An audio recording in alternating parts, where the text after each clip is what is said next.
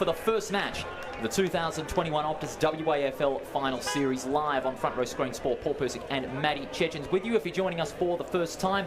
South Fremantle finishing second, Claremont finishing in third place.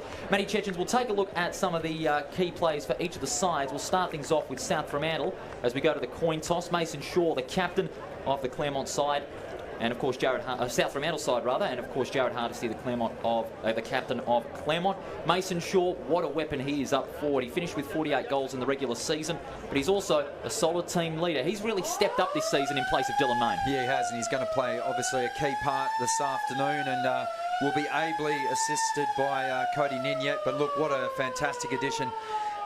Literally at the last hour in Matty Parker coming back into the competition. It's wonderful to see. Of course, he was only completed his 14 days of quarantine just yesterday, and he has been cleared for action. Also, another player for South Fremantle, Zach Strom. He has shown strength time and time and again in 2021. He only had a slight hiccup with a finger injury earlier this season, but it's failed to hinder him. Of course, who could forget that great mark in round 21 here at Fremantle Oval? Yeah, and that's right. I mean, those finger injuries are pretty nasty and difficult ones to overcome, but I just think he's got that diversity. He can sort of play a number of different positions, and I think we saw one of the marks of the season just a couple of weeks ago, and he is a fantastic athlete. From a Claremont point of view, it's all going to lie in their midfield, because South Fremantle too have got a stacked midfield unit. It's going to be up to players like Mountford, Bolton, Lim, and of course Oliver Eastland to really shut down South Fremantle's midfield presence. Yeah, Eastland's third in the competition in hit-outs. He had a monster game against South Fremantle back in round 14. I think he ended up with 46 hit-outs. He had 12 disposals, but also laid 10 tackles, so he'll be in the thick of it this afternoon. I've got my eyes obviously on Bailey Rogers. He's probably had a career year. He's probably been the best player in the competition, it's fair to say, in the last month. So he's been moved into a permanent midfield role, and he just provides that perfect foil for Jai Bolton in the middle of the ground. Who's your tip for the game? Who will go through to the second semi-final? Look, despite South Fremantle winning 6 of their last 8 contests between the two sides, I tipped Claremont before the season started. I think that they will get up today, maybe just under 2 goals. Well, I'm going to go the other way. I'm going the Bulldogs. Large home ground advantage. They rarely get beaten here in finals matches, as was illustrated last year in the grand final, and of course in the preliminary final against West Perth last year. We should be in for a great game. We're glad that you, viewers at home, whether you've been Western Australia, across the nation and around the world, can join us live for the first match of the 2021 OPTUS WAFL Final Series. It is go time here at Fremantle Oval. It'll be Eastland and Hamish Free to do battle in the ruck. There's the bounce. Free getting the first tab out, socket off the ground to the path of Schloith. Was he held without it? He gets a second bite of the cherry. Clearing kick towards the attacking 50. Roving it brilliantly there was Thomas Baldwin. He's under pressure from 2 Bulldogs. The tackle comes in. Ball finally shuttled out the back of the pack. High kick by Lucy. I could test at left half back. Player's unable to read the bounce of the ball, but McQuilkin roves it brilliantly. He gets caught. Was it high? Umpire says, give it to me. It's on the outer wing here at Fremantle Community Bank Oval. Start of this final series between the grand finalists of last year. Free gets the tap out, and now the Bulldogs can get, Tigers can get an important entry inside that forward 50. The tackle being laid strongly by Buller. They're holding the ball. They're not going to get it, and it goes over the line. On the comm system scoreboard, no score at the moment in the first minute of this qualifying final. Fast start crucial for Claremont. South Fremantle, Paul, have been the best first quarter team in the competition. Free out the back, palms it down to Subin, who clears it out of that defensive 50. Schlensog, who's had himself a great season up forward. He's being pushed down back again. The hand pass comes from Kelly to Free. Free kicks down the line. Ninyet, he was held without it, and the umpire will pay him the free kick. It's on the attacking side of centre for the Bulldogs. Ninyet goes short, finds Subin. He had a great game 2 weeks ago in round 21, and he found his feet again against West Coast. Flicks it out to Schloith.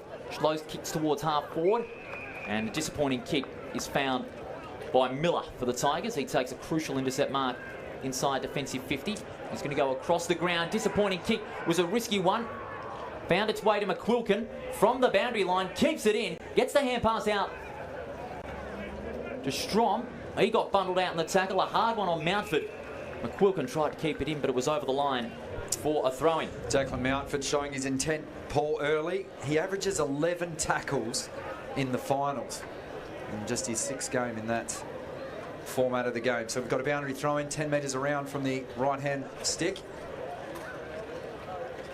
Miller will look to do the ruck work, just grabs it straight out of the ruck, looks for the hand pass towards Ninyet. We have our first score of the afternoon, a minor score. So the Bulldogs drawing first blood. Miller's such a key component as well. Can also pitch, hit in the ruck, as we just saw then. Just elected to just grab it straight, and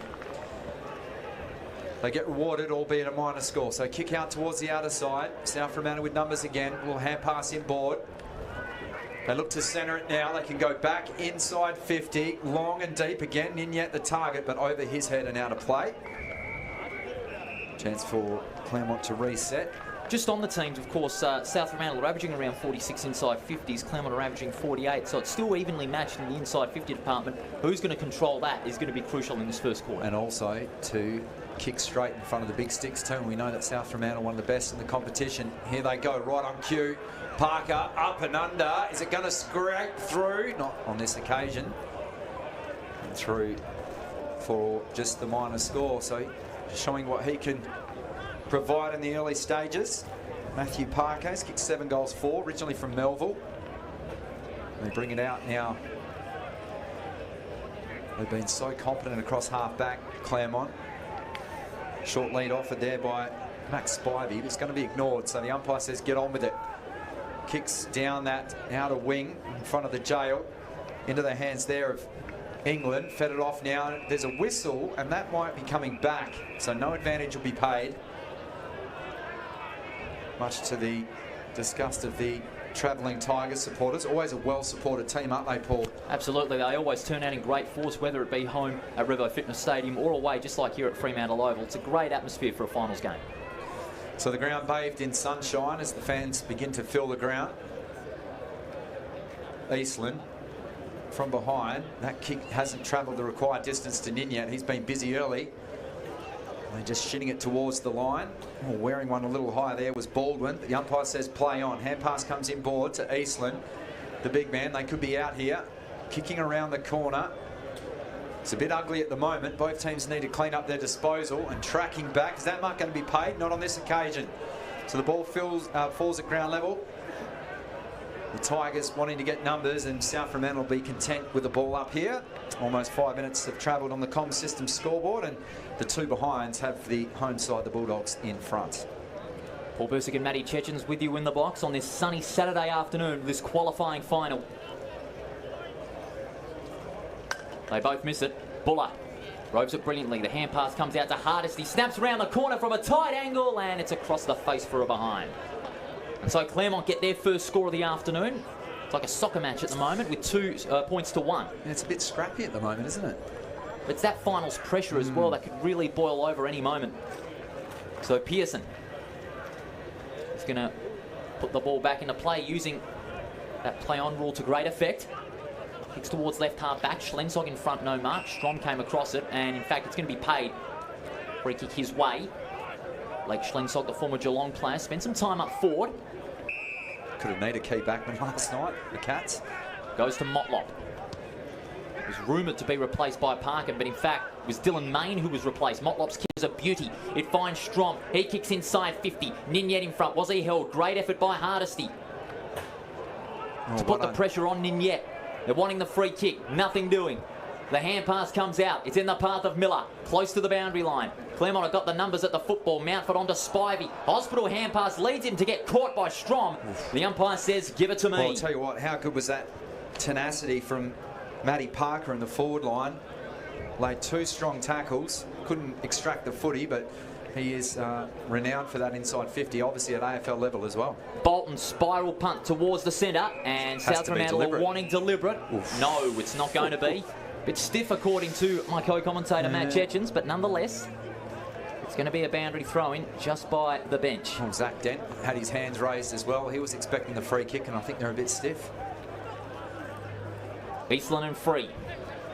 Eastland in front, got the palm down, only fingertips to it, however. Florenka back in the side, quick kick. Ball 55 metres out from the Bulldogs' goal. Schloith and Martinez battling it out, but the ball beats them both. 23 disposals and 8 tackles for Hayden Schloith back in round 14. It's his 15th game in the finals too for his career. Great finals campaigner is Hayden Schleuf, looking for another premiership to go with last year's big premiership win. Ball at ground level, Kelly. Talk a man up and he gives away a free kick, Paul. Yeah, putting the old mockers on him. The free kick's going to go the way of Ben Edwards.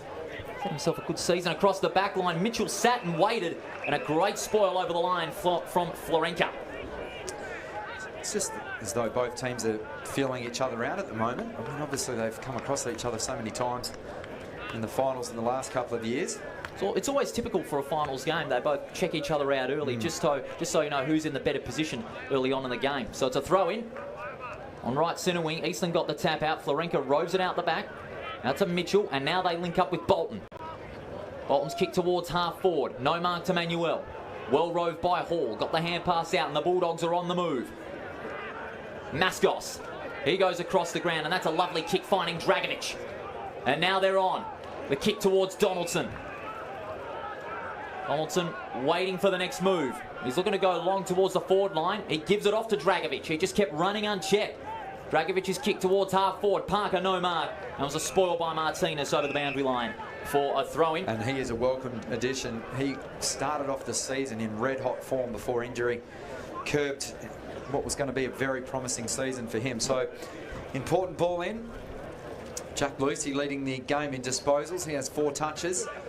Eastland out-duelled this time by Free, keeping his spot and keeping Brock Higgins out of the team in his breakout season. Time for another ball in and chance for us to draw breath as 9 minutes tick over. Thanks for joining us. Com System scoreboard has the Bulldogs with their snouts in front just by the 1 point. Great to have Com Systems on board for the finals. Eastland tapped it to himself. A kick up towards left half forward and just paddled over the line in the end by Tim House. He's kicked 9 goals this season from Noangara. Just his 6th game of league footy. Both teams loaded with finals experience. Eastland won it down. Subin slung in the tackle, couldn't get rid of it. He's had 3 disposals. Magnificent turnout. This is almost reminiscent of the grand final last October. This is incredible. Oh, the attempted soccer off the ground from Mountford. Didn't go anywhere in the end. In goes Kane Mitchell. Tries to extract the football. Bit of volleyball. Ends up in the hands of Ryan Lim. Hurried kick forward. It's off as a pair of knuckles, and that will go out of play. And another chance to see some of the small forwards of Claremont. And they've had a tremendous season. I mean, the league's top scorers. Most points per game, and it's been done a lot by their half forwards and forward pocket players. And the same has been done for South Fremantle as well. They're not far behind in the points. Rioli applies the good tackle. Strom, that was a clever hand pass, and they can clear. From Maskos, big up and under, ends up in the hands of the Tigers in Martinez. Hurried kick towards Mitchell. Oh, was that in the back? The umpire says play on. Ball still to be won at the moment, and the umpire spotted a free kick, and it's going the way of the Tigers. So Hardesty will hand it over into the hands of Tom Baldwin. He's used his allotted time just towards the hot spot, and getting a free run at the football. Couldn't take the mark was House. That opened the door, and now through Manfred Kelly, the Bulldogs, a chance to go through the middle of the ground. That slipped high. The umpire will pay advantage, so Kelly brings it out wide to the live wire in Parker.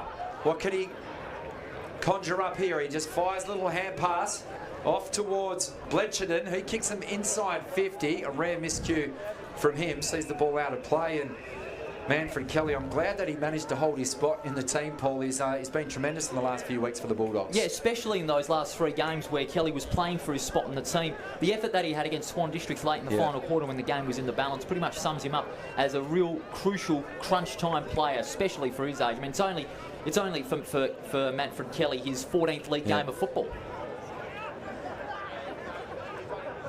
So the long high kick up towards England. Strom through his hands was impeded. In fact, the umpire's paid the mark, so screaming for it laterally is Blaine Wilson. He goes further afield. He's played 21 finals games as Blaine Wilson. one of the more experienced campaigners out there. This is Dragovic.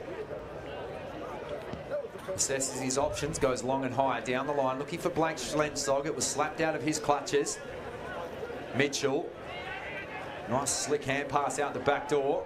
And will go straight down the throat of Strong, who drops what should have been a pretty regulation mark. Has to wheel back. And they bring it back towards the interchange gates. The umpire letting them play at the moment with the finals. Good, strong tackle laid by Declan Mountford. And as we said earlier, averages 11 tackles across his 5 games of finals experience, Paul, so he knows how to get after it. Right you are, Matt Chechens. They know how to get it done, especially in such a crucial time in the football season like finals football. Miller wins it out. It comes to Dragovic. He got slung without it. Umpire calls play on. Now the Tigers break free from the congestion. Buller. Good tackle from Blenchenden. Hand pass came out to Hardesty. He's taken over the line for a throw-in. Ryan Lim up to 5 touches, and Jai Bolton just quietly going about his business, Paul. He has 4 disposals. A contest about 60 metres out from the Bulldogs' goal. Miller and Buller. Buller snatches it out. Got the quick hand pass out to the run of Subin. Catching Spivey off guard. Tigers linking up to Hardesty. Quick kick with the right foot. 2-on-1. Big spoil. Oh, and getting hit hard there was Dent. He went down like a bag of spuds. And the pushing and shoving starts. Dent, he is out like a light. And the trainer's coming in very quickly. Zach Dent, he is not a well boy. Let's hope he's okay. I'd like to see players laying prone on the floor like this. Especially at any game. You wouldn't wish that upon anyone. But Zach Dent is down, and we're going to have a delay as a result. On the Comet Systems scoreboard, it is 2 behinds to 1. South Fremantle lead by just a point. It's been a very tight, scrappy tussle thus far this afternoon. Zach Dent, he is absolutely out cold. And a couple of boos ringing for the Tigers as we see on the CD Dodd replay. Here's Dent, got the ball, and bang. He got crunched there by big Tim House. And there, also a little shove from one of the South Fremantle teammates standing up for Zach Dent. That was Miller. And there is Dent being taken off the ground by the trainers. Yeah, it doesn't look well, but it's at least it's comforting to know that he's conscious at the moment, albeit being assisted from the field. So with such an emphasis on concussions and things like that, Paul, that's not good to see, and we hope that he's not going to be suffering any ill effects from that. And we hope he recovers quickly. The free kick will be taken by Dragovic as we see that bump again. Very hard hit indeed, head high by House. Don't be surprised if the Waffle Match Review panel have a look at that after the first week of finals. Back live at Fremantle Community Bank Oval. Free kick will be taken by Dragovic. He goes short, finding Pearson. And the ground almost flooded. Every player has streamed forward towards that attacking zone for the Bulldogs. They go across the ground to Strong. Strong kicks long towards the forward 50. Hardesty leaping high. Great mark on the left back pocket. They've had double the inside 50s entries, Paul. That's 8 now to 4, but Claremont are just happy to take those intercept marks. Now Hardesty links up with Lim. He's going to go across the ground and open up some space. A risky kick, but a marvellous mark by Davies, seeing the mismatch against Sloyd. He certainly did. Yeah. He did see the mismatch. About a few centimetres taller. Oh. Davis having an attack of the fumbles, but he got the hand pass back out. Clearing kick out of the defensive 50. Huge pack of players will fly. Eastland was one of them. No mark. Hardesty jars it out towards Spivey. Loops it over the top to Bolton. Bolton kicks towards the centre wing, but it's out of bounds on the full, and you can hear the cheers from the crowd signalling that free kick along with the umpires. So the free kick will be taken by Mascos. Nick Subin getting into him as well. Right centre wing. That was fantastic pressure on Bolton. He rarely fails to execute. It was good front half pressure. The Hall on the centre square. They're going to push it wide again, and they find Strom. He's had plenty of it in the last few minutes. McQuilkin on the outer wing by a big C, South Fremantle and Claremont fans. And what is a great turnout for the qualifying final. McQuilkin down the line towards a 2-on-1. Martinez flew high. Strom couldn't take the mark. Kelly, great effort to bustle his way through the pack. Hand pass comes out to the live wire. Parker. Parker goes for the short pass, intended there for Schloit. Ball's going to bounce through to the top of the goal square. Players contesting. Florenka applies a strong tackle close to the line. Schloit takes it over, but it is out of bounds. Is it on the full? No, it isn't. So Claremont can count their lucky stars. And it'll be a throw-in about 30 metres out from the Bulldogs' goal. On the comms system scoreboard, 18 minutes in, South Fremantle leading 2-1. That was wonderful work from Florenka then. Now the umpire and the boundary umpire just conferring, just to double check that this wasn't touched first. No, What's out on the full? Overruled, so out of bounds on the full. So that's twice in the space of about a minute and a half. Bolton kicking out on the full. And now Donaldson will get a chance from a very tight angle. Right in front of the newly developed part of the ground in the last 5 or 6 years or so. So Donaldson, we still await our first major. We've ticked over 18 minutes in the comm system scoreboard. Can Donaldson get us underway? Not on this occasion as it floats across the face of goal and through for a minor score, 3-1. Still remaining with the soccer style score.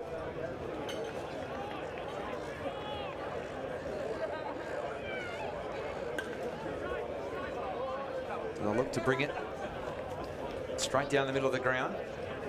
Floating ball, almost travelled level with the bullseyes. In the end, it was marked by Rogers. They can play on. They're inside 50, just their 5th entry at the moment. And the ball just pitches inside the line and out for a boundary throw-in. So 9 inside 50s to 5 in favour of the Bulldogs. Matt Chechens and Paul Persick, thanks to front row screens. Bringing all this action in the qualifying final. The winner will meet Subiaco. Palm down. It was partially smothered. Claremont up towards England. He gets the saddle put on him. Bit of tunnel ball out the side. Will roll through. And strikes the padding of the right hand behind post. So a ball in. Isaac Barton, you can see just floating around the back of that pack at the moment. Kicked 3 goals back in round 14. He likes these situations, not on this occasion. Parker just runs straight through the middle of centre half back, sweeps the hand pass out wide. Pearson gets hemmed in, spears it to Slenshaw. Second leading mark taker in the competition. Spent the first part of the season down back and now, much like Harry Taylor, can be used in the forward line. Very capable kick. Kicks up towards Strom and somehow the mark is going to be taken and paid. Stephen Miller. He's got Kane Mitchell down the line who marks in front of Parker. Just plays on. Re-enters inside 50. Off the shins of the Tigers player and Schlensog will allow that ball to trickle out and out of play. 2 points is the margin. 20 and a quarter minutes of travel. Thanks to comm system scoreboard and front row screens. Both teams still seeking their first goal. What is a massive game built up between the two teams in the week leading up. Comes out to Rogers, out of the ruck, the hand pass. Pick it up was Manueli, eventually got it out to Martinez. He goes for the short pass, intending for Rogers, and Rogers takes the mark on the chest, and he'll have a shot from about 45 metres out for the Tigers' first goal and the first goal of the game. I think the only danger of Jai Bolton winning the Sandover again this year is this man on screen, because he has had a breakout season. He certainly has. Game 2 weeks ago against the West Coast Eagles, 36 disposals, 16 marks and 3 goals. And he's shown in recent weeks why he is going to be a genuine finals player. Rogers from 45 metres out. Oh. And that is a lovely kick. Never looked like missing. Rogers strikes first for Claremont. And at the 22-minute mark, the Tigers at last have the first goal of this qualifying final. It's on the comm system scoreboard, 1-1-7 to 3 behinds. 20 goals in the season. His 8th final appearance, and he has really stepped up this season. 5th in the comp for disposals, Paul, 5th for marks, and 3 for inside 50s. And you add 20 goals to that, to a young man that hasn't even played 100 games in the competition. Fantastic. Just out of curiosity, I mean, I've said Jai Bolton, I think, will win another Sandover. Who's your tip, Paul? I'm going to go Bolton or Rogers. It'll be a Claremont 1-2. Okay. So you're allowed 2 tips and I only get 1. Yes. Well, you can have a second if you want. Who would be your second? question. You know, for a long shot, speaking of the Sandover, for a long shot, I'd like to see a forward winner, Tyler Keitel. Okay.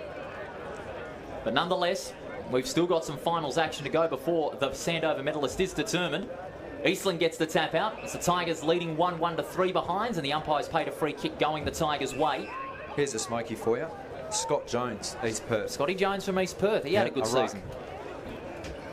Love to see him finish in the top 5. Rogers, alongside the centre circle, probing kick towards the forward 50. Players leaping high, no mark. Hard tackling applied by House. Hand pass comes out to Bolton. He's going to switch it across the ground and find Big Tim House. House goes long from right on the 50. It's a goal! What a magnificent goal! Claremont double their lead. In fact, it's Mountford rather. Declan Mountford with a long bomb inside 50. And the Tigers double their lead to 11 points on the Com System scoreboard. 50th game in his career, and that you can credit the goal assist to Jai Bolton, because he just uses his class. Instead of just maybe blazing away for goal himself, or even kicking to the hot spot or up towards the kickoff line, he just looked over his right shoulder, spotted a man that's got a long leg, and he made absolutely no mistake. And despite having less inside 50 entries, Claremont are so dangerous, and they've kicked the first 2 of the game. They lead it by 10 points rather, 2-1 to 3 behinds. South Fremantle in a little early trouble. Could this be deja vu from last year's second semi-final, when they beat South Fremantle 71 to 24 and made its way to the grand final? It's still early days. We called that game too. Certainly did, yep. And on this ground as well. And Claremont again forcing the pressure early. Martinez sends it long to a 2-on-2. In front is Buller, no mark. On the third grab, the umpire's going to pay it. Oh, some South Fremantle fans aren't too happy with that. That's playground rules, Paul. When you're playing kick in the pack at recess, you got to pay those. Well, you're on duty for. Well, you're a school teacher for most, so you would know it by now. Don't worry. I'll float down to where the Year 3s play just to take a few cheap ones. But that was skillful. Kick intended for England, but the ball's going to be thrown in. 10 points the margin. 25 minutes into this first quarter. Margin 10 points in favour of the Tigers. The tap comes out. Rogers off the back of the pack. He snaps, but it's beautifully smothered by Strom over the line for a throw-in. South Fremantle, they cannot have the first 3 kicked on them, considering they are the best first quarter team in the competition, and they have been under the microscope throughout the season 2021 thanks to Optus, because of their inability to run out games.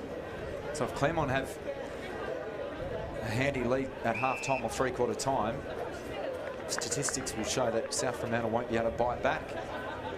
Time for another stoppage.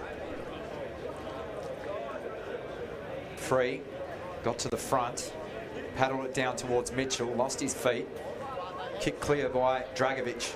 Can relieve a little bit of pressure. Strong in a foot race with Lucy. He went to ground. Ball somehow shinned out the back. Martinez just gets barreled over. Well done, Kelly. Now they've got a little bit of time and space in the middle. Dragovic, clean pick up, and they're away now. But there's no one forward of this at the moment, so they have to try and get round the tackle. Schlensog with a hand pass received. Dropped it at the worst possible time. Now the kick will come out laterally, and it's going to work out okay for South Fremantle. They waste no time. Well done there from Hall, taking that floating mark, but his disposal let him down and out of play. He was looking for Ninyet, who's been a focal point at the moment. We haven't seen Mason Shaw get any leading room in the early stages, Paul. They've really done well to block that off. Well, defenders, especially Declan Hardesty, has held him down well. I mean, he averages 2 goals a season, 2 goals a game rather, does Mason Shaw. But Declan Hardesty, he's putting a lot of pressure on Shaw. He averages 2 more disposals than Shaw a game this season. Florenka's kick went into the hands of Bolton. Subin went to ground. Schleuf out towards Hall. Gets bundled off it by Isaac Barton. Schleuf runs into 2 Tigers, and he gets mauled as they bring him to ground. And Kane Mitchell having a go at the younger player in Hall. Had a good game in our broadcast game. He's kicked 4 goals straight for the season. Predominantly plays on a wing. Hardesty, England going absolutely nowhere, and we've got another ball up. It'll be about 60 metres out from the Bulldogs' goal. They're desperate to get one on the board before quarter time. What were the odds of South Fremantle going the first term goalless? Oh, who would have thought? Those odds are unimaginable. Hall gathers. Goes with the right foot. They'll contest right on the paint of 50. Ooh. Martinez keeps it in front. Good effort, but even better by Kelly. He got the hand pass out, but the Tigers have the numbers. Streaming towards the half-forward line. And a great mark taken by Bolton. He kicks towards the right forward pocket. Buller gathers. Hand pass comes back out. Martinez snaps around the corner. Is it going to bounce through? Ooh. It's a behind. They've dodged an absolute bullet there. That's England.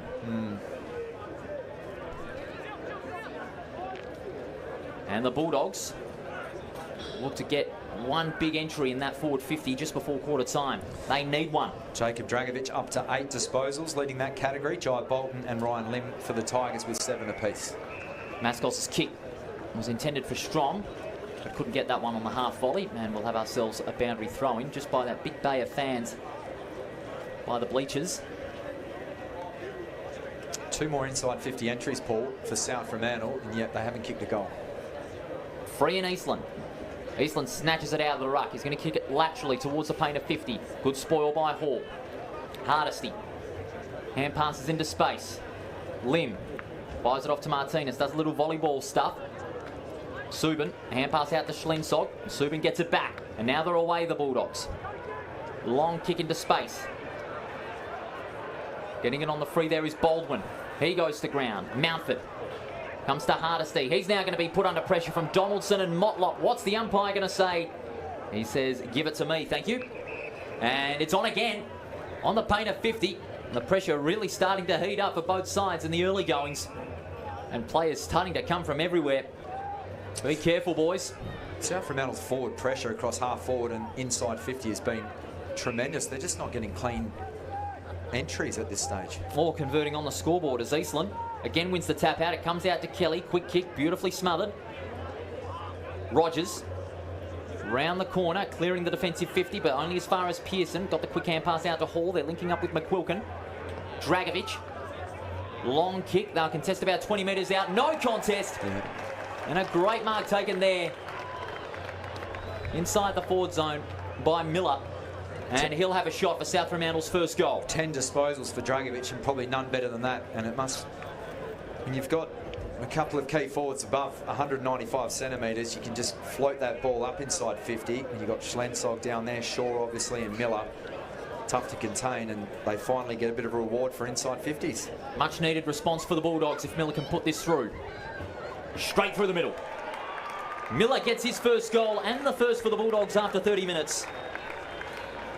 And on the comm system scoreboard, it is 1-3 to 2-2 in this qualifying final here at Fremantle Community Bank Oval. 14 plays 9 on OPTUS WAFL qualifying final day. His goal-kicking efforts sometimes go unnoticed or unrewarded, Paul, because you look at Shaw, who's kicked 40+. Cody Niniak takes a lot of the applaud as well. He's kicked 41. And then you have a look at Miller, who's kicked 18 now for the season. So he is that third cog in that forward line that's so hard to contain. And then you throw in Schleuf as well and Kelly, and you've got all these other crumbing forwards up there as well. So he, for me, provides that great balance for South Fremantle.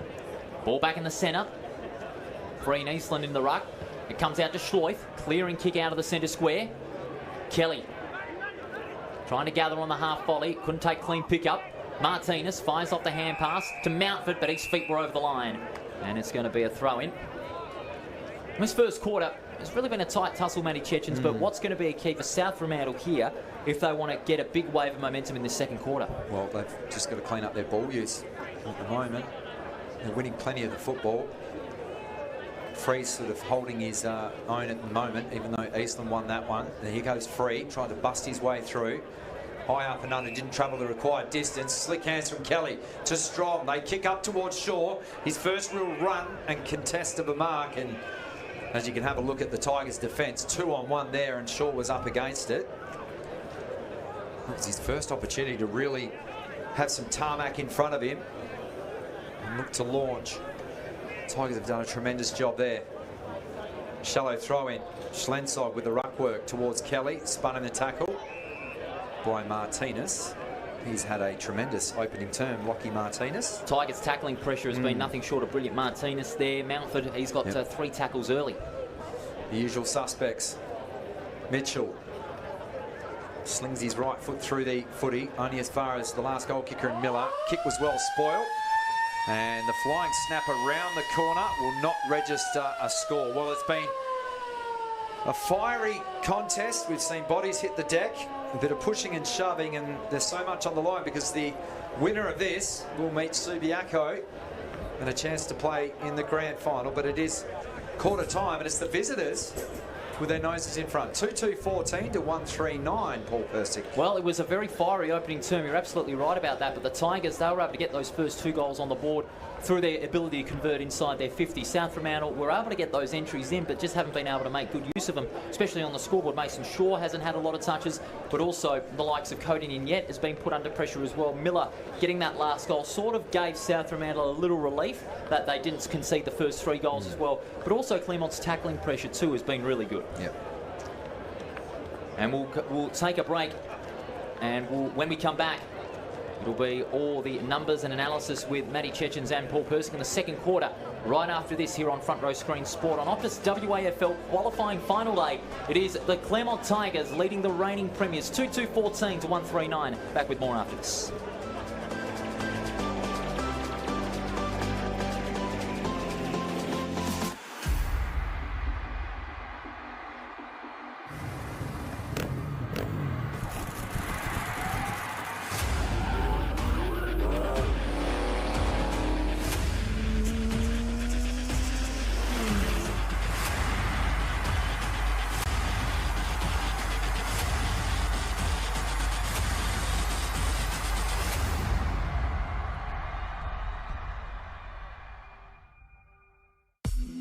Shutterguard has been installing Perth's best shutters for over 30 years.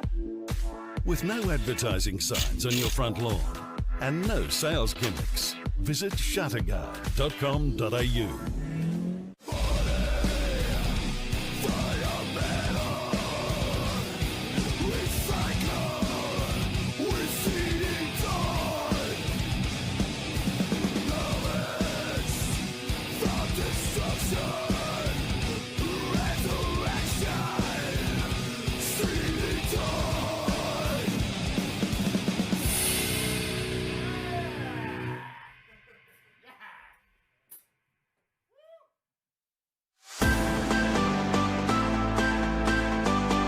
Welcome back to Fremantle Community Bank Tigers. Some highlights of the opening quarter between South Fremantle and Claremont, and it is the Tigers leading by 5 points.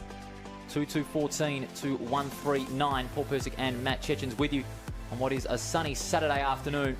Matty, it was all about the pressure. It was all about pressure in the opening quarter because it was quite a fiery opening term, wasn't it? But Claremont were able to execute more tackling pressure, but also a little more on the scoreboard, hence their position on the scoreboard with a 5-point lead. South Fremantle, they too got some valuable entries inside 50, but they weren't able to make good use of it with their 2 key forwards not getting many touches in the first 30 minutes. Well, Claremont 25-20, so they've had 5 more tackles at the moment, despite having 4 more possessions as well. And then South Fremantle 14-9 inside 50s, Paul, and they've had 8 more marks, and you would probably expect that is a lot of that is their game style to a T at the moment. I thought Dragovic has been good for South Fremantle, even though they're trailing. He's had 10 disposals, 3 inside 50s. Florenka, he can hold his head high because he's laid 6 of those 20 tackles for the Bulldogs. And Strom's taken 3 marks, so they've had some contributors. But then Claremont, I thought Ryan Lim was pretty good in that opening term, had 8 disposals. Bolton had 8 disposals too. And I think Declan Hardesty, who really loves it at the coalface, he can play on the ball, provide a bit of grunt, but also in that almost unfashionable job across half back. He's not a classy ball user, but he will definitely put his head in and try and extract the footy. So Claremont at the moment, just a bit more dash at the moment. When they've gone inside 50, they've obviously made better use of it, but they've both had the same amount of scoring shots. South Fremantle need to clean up their ball use inside 50, and whatever Claremont's pre-game tactic was to lock down Mason Shaw. They've done it to a T. They certainly have, especially with Declan Hardesty applying a lot of pressure on Mason Shaw, and they're having to get those 2-on-1s at the expense of Mason Shaw to really stop his presence inside that forward line. Hardesty you talked about with 6 touches. Yep. He's also had 2 marks and 2 tackles inside that defensive 50 as well. Lachlan Martinez, he's also got a couple of possessions as well. Ryan Lim at the coalface, he's been quite a core player in that centre. He's also had plenty of touches as well. But you talked about the tackles. They too have been a really big key in the inside 50s. Claremont really owe their position to executing a lot more effectively inside those 50s. They only had a few less inside 50s compared to South Fremantle in that opening quarter. They had 9 in total, but Claremont, just the way they were able to use the ball inside 50, really caught the Bulldogs off guard. So we have a look at their only goal of the term in Miller. Pinch hits in the ruck also. I thought Kane Mitchell was superb as well. He can play that floating roll across half back, or he's such a damaging half forward as well, and a man that's played at the highest level as well. Mason Shaw just 1 hand pass. Hasn't taken him up. That's his only stat at the moment. So, and again, it's all down to those 2 key defenders, Hardesty in particular, that has really taken to Mason Shaw early, and even Thomas Baldwin, he got a few good possessions in defensive 50. Well, that's young Stephen Miller there. Promising young footballer, and just a bit of attention on the schnoz at the moment. All the bumps and bruises of an early finals game. We also Cody Ninyet in that forward line as well for the Bulldogs. He didn't get a lot of touches either because of the defensive pressure put on by Claremont. Just the way their defensive 50 is firing early on, South Fremantle have really got to respond quickly. I honestly think what's kept South Fremantle in the game at the moment is not necessarily the clearance game at the moment, but it's the half forwards pressure at the moment. Matty Parker's done a tower of work. Obviously Florenka, I think Dragovic has been good, so particularly Florenka as well. We saw the ball in the right forward pocket a couple of times for the Bulldogs, and he just bull rushes and either forces stoppages or ball ups, and doesn't allow that clean ball use that Claremont is so effective at. Second quarter about to get underway. The Tigers leading by just 5 points over the reigning premiers. We're glad you can join us on Front Row Screen Sport, your number 1 in 2021. Stiffish breeze at the moment that's just picked up in the break, literally, Paul. It's now sort of swung around and blowing to the left of screen, so maybe a goals advantage there. Who knows? We'll see if South Fremantle can take advantage of that. It adds to a little bit this second quarter because there wasn't a breeze to speak of for much of the first quarter. Certainly going to make goal kicking quite interesting indeed. They call it the Fremantle Doctor, don't they, Paul? They certainly do. Not only at the Wacker, but everywhere around WA, the famous Fremantle Doctor. We're underway. In this second quarter, the Tigers leading by 5 points. First goal in the second quarter will be essential. Down straight down the middle, slightly favouring Eastland. Got the tap out to Bolton. Getting the quick kick out towards the forward 50. Buller unfavoured by the bounce. It comes to Mascos. He has a bounce. Darts past defensive 50. He goes in board, finding Schlensog. Couldn't grab it. Florenka roves it brilliantly front and square. He kicks towards centre half forward. Intended there for Miller. Gets a quick snap with the left foot, but it's a poor kick. And finds Lucy. He did well to judge that at the moment. Established front position. He read the drop of the footy brilliantly there. Judged that one-on-one very well indeed. Lucy goes across the ground. Bolton couldn't keep his feet. Kelly did. Beautiful hand pass over the top to Strom, releasing Florenka. Check side kick, a disappointing one. Claremont have the numbers around the football. Martinez couldn't get hold of it. Florenka being caught hard there by Martinez. And the umpire's going to say holding the ball, and a free kick will go Martinez' way. Best on ground for me at the moment, Martinez. And he's had plenty of it. With the way he's been able to execute off the football as well has been nothing short of brilliant, but that kick wasn't brilliant at all. Strom applies the bump. Florenka kicks inboard towards half forward. Lucy again with the mark, and the Tigers are away. Smallwood clears defensive 50. On the outer side is Lim. Kicks towards left half forward to the path of Rogers, favoured by the bounce. Rogers goes for a run. He goes for the hand pass out to Manuel. He runs round onto the left foot from 35 metres out. He's put it through. Manuel with a great goal for the Tigers. And that gets them going in this second quarter. 1.5 minutes played on the Com System scoreboard. Manuel strikes first for the Tigers, and they lead it by 11 points. Well, well done, Ryan Lim, because that was rebound footy at its best. Have a look, thanks to CD Dodd replay. And then Rogers, we can't sing his praises high enough. Just put on the afterburners, fed the hand pass saw in the rear view mirror there, and Manuel made no mistake. That was a tough kick too. That'd been into the teeth of that breeze after a long run. But that is the ultimate team goal. Almost like basketball, a fast break. Absolutely. From left to right of screen. You can also credit Smallwood in that defensive 50 for initiating that setup, building that chain across the ground. Very well done for the Tigers. 11 points is the margin early on in this second quarter, and unfortunately that bounce was a Barry Crocker. Shout out to Matt Adams, Trent McPhee and Ryan Shelton, our field umpires. Well, it's a big deal for them being selected in a finals match. And wish them all the best for the rest of the afternoon. Schleuf. Hand pass out to the live wire himself in Parker. Parker runs through the edge of the centre. He kicks towards half forward. No mark. Big pack of plays. Florenka unfavoured by that. And it's a free kick. He was held without it. And South Fremantle will have a chance to build on this free kick and respond. The hand pass out to Donaldson from 45 metres out. Goes long. It's across the face for a behind. So a big bullet dodged for the Tigers. And the margin now cut to 10 points. Just goes to show you, your stature has absolutely nothing to do with how far you can drop punt a footy, because that was a raking left boot. So Martinez goes towards the outer side through the hands of Eastland, but the Tigers with the numbers. Outer side of the ground, Hardesty toes it further forward. They can bring it inboard now. This is Bolton. Runs literally through the middle. And finds a teammate in Mountford who can just step around Subin, who was flat-footed on the mark.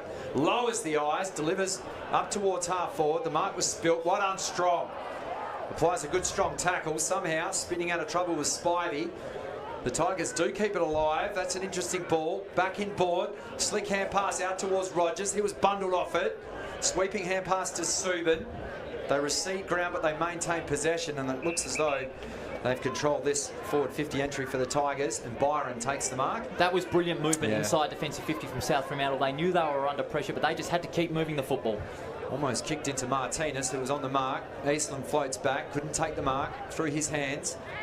Mitchell back to Eastland. Somehow he's got a teammate wide open. Hardesty lowers the eyes and just taking the mark before it hit the turf was Hardesty. So they link up again. Bolton. Uncontested mark for him. Just stepping off the bench here is Miller, so he looks to have stemmed that bleeding from the nose. Bolton towards Barton. He flew high through his hands in the end. Hand pass out towards Schleuf. Or did that tackle slip high? And a bit of wrestling underneath the pack, and over comes Ben Edwards just to pick off the carcass off the ball at the moment, and a chance for another ball in. 5 minutes into this second quarter, on the comm system scoreboard, the margin 10 points in favour of last year's runners-up. Well, gets it in front. Hardesty can't take clean possession. Strom caught in a hard tackle by Mitchell. Getting it out is Parker. Great play by Parker, but the hand pass went out to Barton. Releasing Manuel for his second. That's England it is. England goes in and kicks his second goal of the game. His first goal of the game, rather. And England gets Claremont's second of the quarter, and they stretch it out to 16 points. They've kicked the first two of this second quarter, and as we see on the CD replay, that ball movement out of the congestion, Barton onto England. Absolutely magnificent play by the Tigers. England, he's a bit of an unsung hero in that forward line. He doesn't get a lot of plaudits. Well, he's kicked 25 goals. Kicked 2 goals back in round 14 as well. And they only just fell short in that game. So they are starting to cash in. 6 scoring shots to 5, yet the margin at a game high 16 points, thanks to comm system scoreboard. It's the highest of the game, as you said, but also South Fremantle, they are not in the best position at the moment. They need 2 quick goals, and they need them now. Bounce back in the centre. 26-10, the Tigers dominating so far, and they're about to get another clearance. Eastland, high probing kick towards the half-forward line. Great mark by Buller. Reeling it in with the one hand inside 50. And he looks like he's going to back himself here from outside 50. Just that direct clearance from Eastland, high kick. And then reading it well, Jack Buller, only his 19th league game, is going to back himself in an effort to stretch the margin even further. Eastland starting to dominate the hit-outs, Paul, but also his work rate around the ground as well. We saw him out in the broadcast wing in an earlier passage of play, getting down and dirty and firing off linking hand passes. So he's doing it all at the moment. Buller from right on the 50. It's not going to make the distance. Barton up high, no mark. The Bulldogs trying everything to clear it out of that defensive 50, and the hand pass into the goal line. Strong will concede a behind to the Tigers. The margin 15 points, 7.5 minutes gone in this second quarter on the comm system scoreboard. Claremont in complete control. Ball brought back in. Little hand pass. Oh, has sold his teammate up the river and gets buried in the tackle there, did Ninyet. Never handball to someone that's flat-footed. It's generally the rule, but Ninyet was ridden into the turf by Mitchell. Eastland was taken a little high there. They somehow get it forward into the hands now of Spivey. Can run to the paint at 50. Great vision. Oh, that would look like a straightforward mark for Carter. And that opens the door for the Bulldogs to clear. So Barton leads the chase in front of Hall. Well done, Hall. Corralling beautifully. Right in front of the South Fremantle bench, but it's ended up in the hands of Jack Lucy, who lowers the eyes and delivers to Rogers on the stretch. And he takes the mark immediately. Possibly the wardrobe malfunction, but he has taken a good mark, and I thought young Hall did a fantastic job there, and then somehow Lucy extracted the football and delivered. Bailey Rogers, can he become the first multiple goal kicker of the afternoon? He's going around the corner, I reckon. He is. So the ball will blow across the face of goal, as you can see by that kick, and it falls short in the end as Strong, rather free, takes the mark. He moves it into the back pocket, not the travelled the required distance. Doesn't matter anyway, as Subin marks with his heels on the paint of defensive 50. Steps around the man on the mark, kicks long towards Kelly. Went up with one hand in the end. Bolton gained 10 metres. Comes back inboard, back through to Bolton, and the umpire right on the scene, Matt Adams, says that is a throw. So a turnover. It will come back into the hands of Manfred Kelly. Subin is unguarded 20 metres on the 45 to his left. So is McQuilkin as well. So they'll look to play the horseshoe possibly. Dangerous kick in towards the middle of the ground. Didn't come off in the end. So it gets paddled. That's a big hip and shoulder. Second effort as well. Pearson tries to bust his way through the traffic. Schlensog off to Subin. We've seen him kick goals from here before. Folks, towards goal! And it just misses to the right-hand side. Through for a minor score. You could almost read that as the hand pass came through to him, and the Bulldogs get another golden opportunity that goes missing. So they bring it back in. Long clearing kick rather from Lucy. Out towards Strom and Co. and out of play.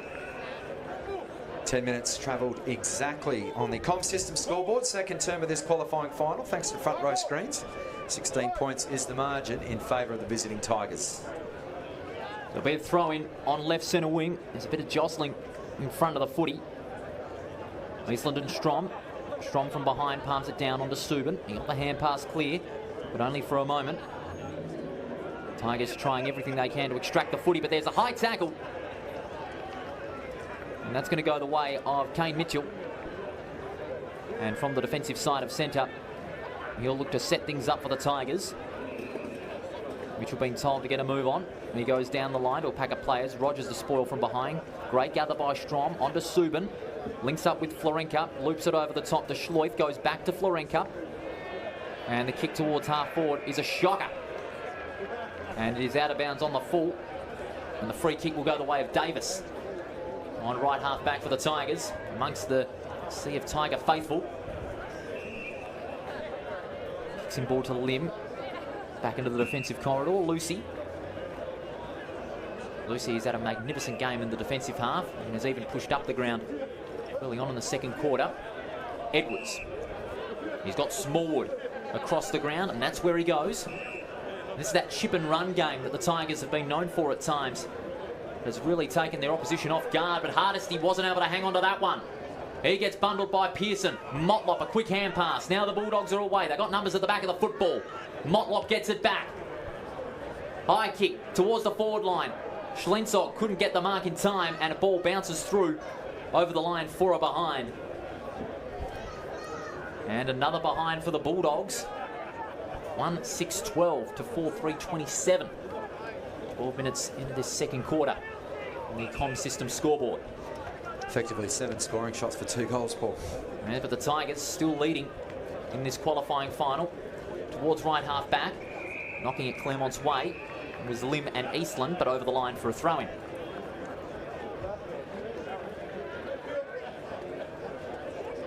Claremont in control. They've scored the first 2 goals of this second quarter. If you're just joining us, Manuel and England amongst the goal kickers in this second quarter. Miller tried to snatch it out of the ruck, but it's occupied by Eastland. Socket off the ground by Pearson. Hand pass out the back to the path of Donaldson, but the Claremont Tigers are looking very good indeed. What's the umpire going to say? This huge pack of players converge on the football. He says, give it to me. We'll have a ball up on the edge of the centre square. South Fremantle, they need a goal to keep with the Tigers. Spivey. Hand pass out, and the Tigers get another entry inside 50. Good spoil on house by Wilson. Socket off the ground, out of the defensive 50. It was clever. Florenka fires the hand pass out. Subin goes back to Florenka. Kicks across his body, up and under kick. Spoil from Smallwood from behind. And the Bulldogs again have numbers at the front of the football. The kick towards Davis. Good pressure there by Strom. Socket off the ground. The umpire's blown a whistle, and a high tackle is going to go the Tigers' way on the half-back line. And the Tigers will look to set things up now on the outer side of centre. The Tigers leading 27-12 on the comm system scoreboard 14 minutes in. Jack Lucy finding plenty of it at the moment. Lowers the eyes up towards England through his hands. Corralled in the tackle was Edwards, but fired off the effective hand pass. They bring it out wide now. This is Baldwin.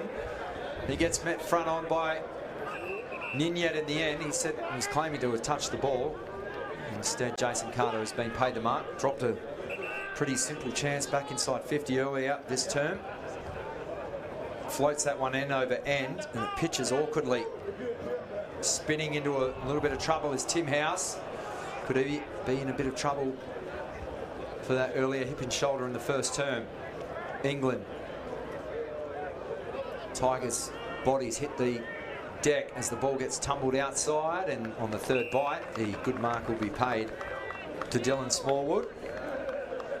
Right in front of Hardesty and his teammates on the interchange bench here at Fremantle Community Bank Oval. It's only his second mark of the game, yep. Smallwood. Good intercept mark. Taken by Free. Breakout season for him has kept Brock Higgins in the reserves. That is a very questionable kick across the face of goal. Rogers on the scene. Good tackle in the end and out of play. Interesting decision to go across an open goal mouth, and they managed to avoid that. 20 years ago, that was unthinkable to play football like that, but how times have changed. Especially with Alex Manuel around. Important stoppage for the Bulldogs to stand up here. Halfway through this second term, Bolton fed it off by hand, and that's going to be another. It was like shelling peas in the end. And it was the ball magnet in Bolton firing it off to Max Spivey, who kicks his first of the afternoon thanks to CD Dodd. This is just routine. Free gets pushed out of the ruck. In fact, fired it off. Might not have been Bolton in the end, but have a look at that. Perfect finish. We are a long way here back on the ground, aren't we? Halfway through the in the back of the car park. But look, another one for Claremont, and this could get ugly if the Bulldogs don't make a couple of adjustments. Well, they've scored the last 3 goals of Claremont, and South Fremantle are in a lot of trouble. It's now 21 points. The difference, 5-3 to 1-6. So great work there from Tim House. As we said, from Nwangara, just his 6th game. 195 centimetres and just under 100 kicks. Back in the middle. Schleuf goes to ground. Hardesty wraps him up. Subin asking for a holding the ball decision, not forthcoming. I can't remember the last clearance from the middle for the Bulldogs, Paul. Well, it's a rare relic at the moment for them in the context of this game. Seems as though it's one-way traffic to the right. Can Schleuf put pay to that? rolling maul, rugby union style. Chance for another stoppage. So 5-3-33 to 1-6-12, courtesy of Com Systems scoreboard. The winner to meet Subiaco. Another stoppage. But also, what we must not forget, and the loser of this game will have to sweat on tomorrow's result of the elimination final between West Perth and Swan Districts, because the loser of today's game will play the winner of tomorrow's elimination final. Bulldogs player was legged. Umpire says play on. Hack off the ground there from Mitchell, didn't go anywhere. Bevy of bodies around this, and surely we'll have another stalemate right on the edge of the attacking edge of that centre square. 17.5 play. Matt Chetchins and Paul Persick bringing all the action. Thanks again to Front Row Screens. The number one in 2021 on the edge of the centre square. Mitchell trying to extract it by foot. Florenka can't take clean possession. Mitchell at it again. Hand pass intercepted by Bleacherton. Hard tackle by Hardesty, no pun intended, holding the ball. Free kick will go Hardesty's way. And oh, little shove there by Ninyet. He was not happy with that. Ninyet's starting to get fiery once again. Hardesty swings onto the left foot, goes looking for Rogers. Couldn't hang on to that one. McQuilkin intercepts that one close to the line, but in fact he was over. Jack Lucy, Paul, 15 disposals now. He's overtaken Jai Bolton as the most prodigious ball winner, at least in this game. It's interesting, the final structure, isn't it? Because Claremont could almost go through the grand final without playing a home game, despite finishing third. Yeah. It's that awkward position to end on the ladder, isn't it? Yeah, to play away and then away again. Yeah, the many complexities of this final five structure, which is great to see, though. Yeah. The final five back in action after a year away due to the COVID pandemic and the implications around it, as Schleuf clears the defensive 50. He's looking for Miller. Ball down at ground level, players converging on it. Martinez around it, comes back to Miller. Hacks it forward towards the forward half of the Bulldogs. Parker and Hardesty. Hardesty won out, kept his feet brilliantly. Done. A marvellous effort by Hardesty. He goes down the line, out towards Lim. Fumbles it to Motlop. High kick towards the forward 50. Parker in front. But the ball beats him over the line for a throw-in. Well done, Hardesty. I mean, Parker, if he lets Parker goal side, then you can close the gate. That's a goal, because no one's going to catch him. No, he's at any level, really. He's an absolute live wire in the forward line. So it's a throw in about 30 metres out from the Bulldogs' goal. Is there a holding? Umpire says no. Eastland over the top to Hardesty. The Tigers will look to clear. Mitchell socketed off the ground, but it's a poor kick. And it finds the arms of McQuilkin. He can go inboard if he wants to. He does. Lateral kick towards the forward 50. Shaw in front, under pressure from Smallwood. Motlop applying a strong tackle. No free kick. Umpire calls play on. Edwards links up with Martinez. Goes back to Hardesty. And now Edwards has a bounce. Almost got caught. Well stood up in the contest. The kick towards the edge of centre square. Wilson in front, favoured by the bounce. But he's under pressure from House. Buller fires it off to England. Swings onto the right foot towards half forward. That was brilliant by House. He can run. Can kick from 35 metres out, but he's missed. He was put under significant pressure. He was wanting the free kick for pushing the back, but they're not going to get it. It's a behind. And the margin 22 points as we approach the 21-minute mark of the second quarter. And the Bulldog supporters can thank Bleacherton then for his chase. He didn't give up on House, wheeling away, and managed to just effect that kick at the very last minute. So they bring it out towards Schlensog. Free at ground level. Hall, can he keep it alive? He can, but he hand passed it back to the opposing ruckman in England, and he just tumbles one end over end and gratefully into the breadbasket of Tim House, who's really providing to be a handful inside forward 50 at the moment for the Tigers. It's only his 6th game at league football, and he's already making a massive impact in his breakout season. Tim House, he's kicked a big bag of goals a couple of times this season, but the way he's able to position himself as an imposing forward with good hard leads and a very good mark. He's a good mark overhead and on the chest as well. And Claremont have got a really big forward for the future. So an opportunity to kick his 10th goal of the 2021 Optus season, and he makes no mistake. The Tigers are absolutely running away with it now. A game high 28-point lead. Thanks to CD Dodd and any youngsters having a look at home. You can see the breeze blowing. Would have affected this kick right to left. Get very close to the man on the mark and manages to put it through just inside the right-hand upright. So he gets some reward. He's liked his work rate around the ground. He did lay a very heavy bump earlier in the game and may come under scrutiny. We don't want to make any judgment calls on that one, but it, on replay, probably didn't look the greatest, did it, Paul? No, unfortunately, no. If they're always going to look at the head high and, you know, what force there was, if it was minimal force or sufficient force. But yeah, I reckon I don't want to normally, you know, put judgments on it, but, you know, being realistic about it, I reckon that's going to come under scrutiny in the week leading up to the semi-finals. So 6 individual goal kickers for the Tigers. We're back in the middle. Mitchell trying to swing his left boot through it. Well done, Bletcherton. Hacked off the ground by Hardesty. Gains 10 metres down the middle of the ground. They put Schlensog now back to centre half back. Try and stop some of this bleeding at the moment. And they'll welcome that stoppage.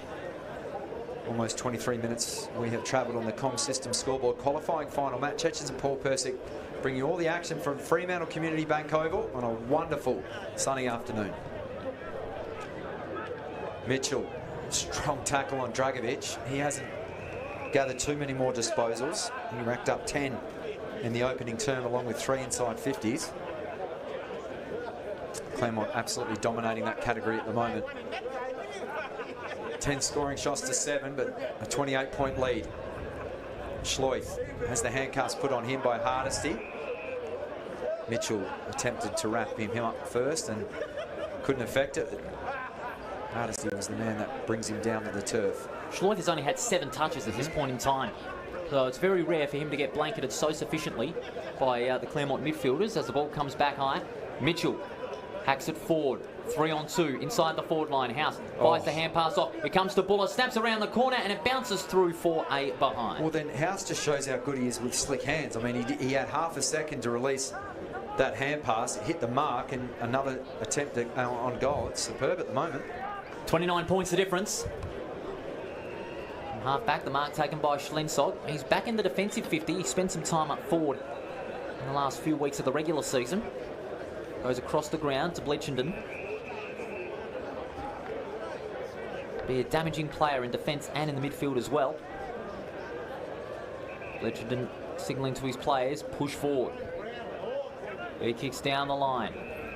And the spoil coming in from Carter, but there was a holding on, and the free kick will go the way of the Tigers.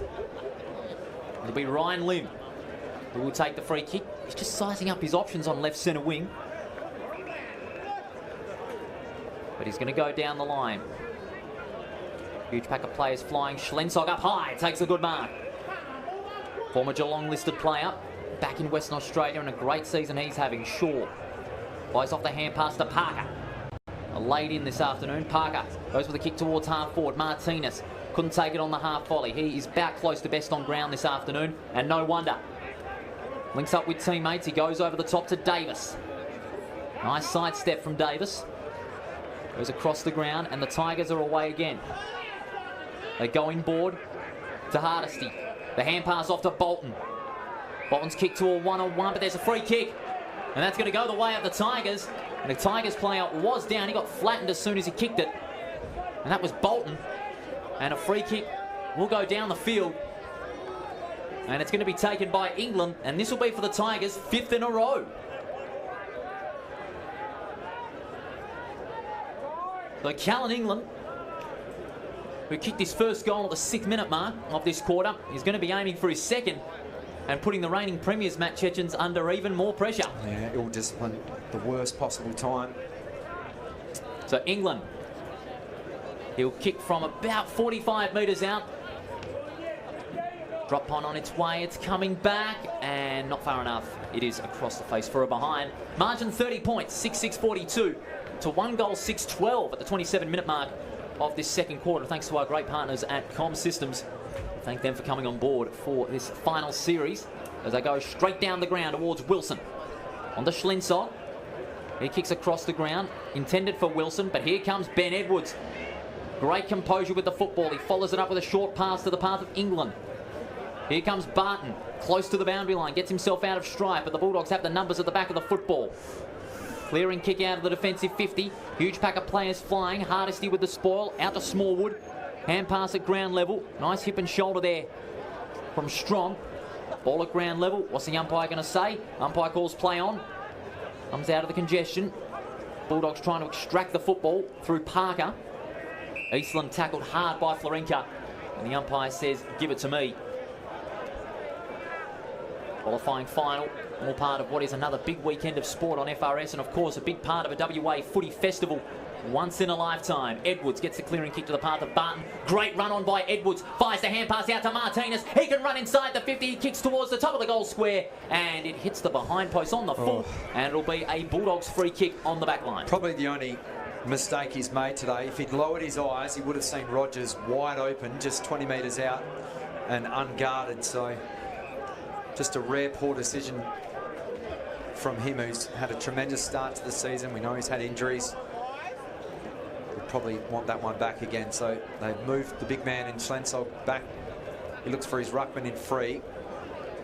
Hand pass comes out towards Stephen Miller. He gets bundled over. For rare 4-8, and might be an inside 50 to the Bulldogs. Probably not going to count, but really, no one at home. Oh, the hand pass missed its mark. That allows Donaldson to run on. He goes into an open goal, and well, it took a bit of a calamitous error in the end from the Tigers. They look to have had the composure, and Donaldson was the recipient as the Tigers player fell to ground. I think it was Dylan Smallwood, who's done some impressive things throughout the afternoon. Let's have a look, thanks to CD Dodd. Fired off the blind hand pass, and player just going to ground there, and Jason Carter, who's had a couple of mishaps throughout the afternoon, and Donaldson, a gold sneak, manages to kick his first of the afternoon, his 21st of the season, and that breathes a little bit more life into the contest, Paul Percy. It certainly does, after the Tigers kicking the first 4 goals of the second quarter really put the Bulldogs off guard and on the back foot, so to speak. South Fremantle, they haven't had many inside 50s. They haven't been able to make good use of the chances inside their forward half, but they got that inside 50 off the back of a couple of Claremont mistakes. Sometimes you've got to make your own luck count in football, and Donaldson certainly made the most of it, and you are right, he is a proven goal sneak. We've seen that time and time again. A few weeks ago here at this ground, he kicked 5 goals straight, so when he makes an impact up forward, the opposition better watch out. And there is the siren, and Paul, that broke a 4-goal streak, I believe, of the Tigers, and literally at the death of that second term. So still all to play for. We can't write off the Bulldogs. We know that they're a class outfit with arguably the best coach in the competition in Todd Curley, but that team on screen right now, led by Hardesty and Martinez, would be the much more happier at half-time. Yeah, I'd have to say so. You'd have to say so, Claremont. They are more of the positive team at the moment, so to speak, because of the way they were able to use the football inside that forward 50. But you could also give their defenders some tremendous credit as well, matey. Hardesty and Smallwood in particular, they were able to blanket Shaw and Ninyet's input. Shaw hasn't even kicked a goal, nor has Ninyet in this quarter, nor has Parker. So Claremont's defensive unit can be praised critically for, you know, blanketing what is a normally strong South Fremantle forward line. 8 scoring shots to 4 in that term. I haven't checked the inside 50 numbers, but no doubt we'll get to those on the other side of the break. It is half-time here at Fremantle Community Bank Oval. Qualifying final on front row screens. Thanks to Optus. We'll be right back with all the action as we run through the numbers of the first half.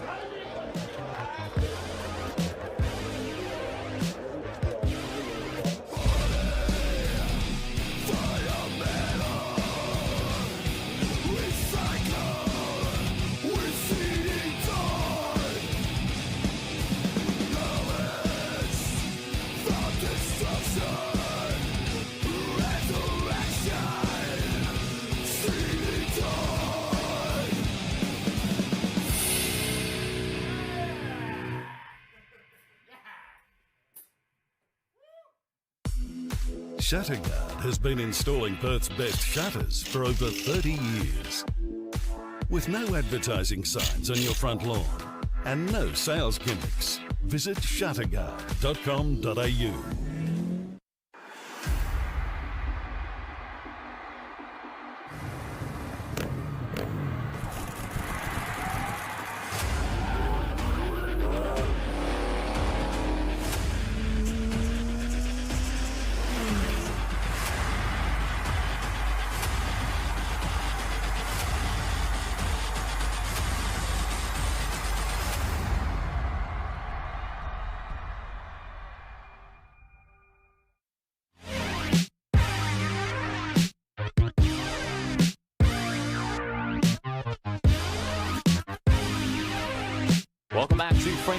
Bank Oval. It is half-time in this qualifying final between the grand finalists of last year, South Fremantle and Claremont, and it is the Tigers leading at half-time, 6-6-42 to 2-6-18. Paul Persick and Matty Chechens with you on this sunny Saturday afternoon. And Matty, Claremont owe their lead to a very strong first half, and the defensive unit was magnificent in shutting down the South Fremantle key forwards in that first half. Yeah, particularly in the first term, and then it was their midfield. And also the half-back. I thought Jack Lucy has had a tremendous game, 15 disposals along with Jai Bolton. And we know what a dangerous player he is. He had 37 disposals against the Bulldogs back in round 14 in a very narrow loss. But I think Lucy's he's done a tremendous job. He does take some of the kicking duties, but he's also been pretty good across the wing as well and setting up a few of the forays forward.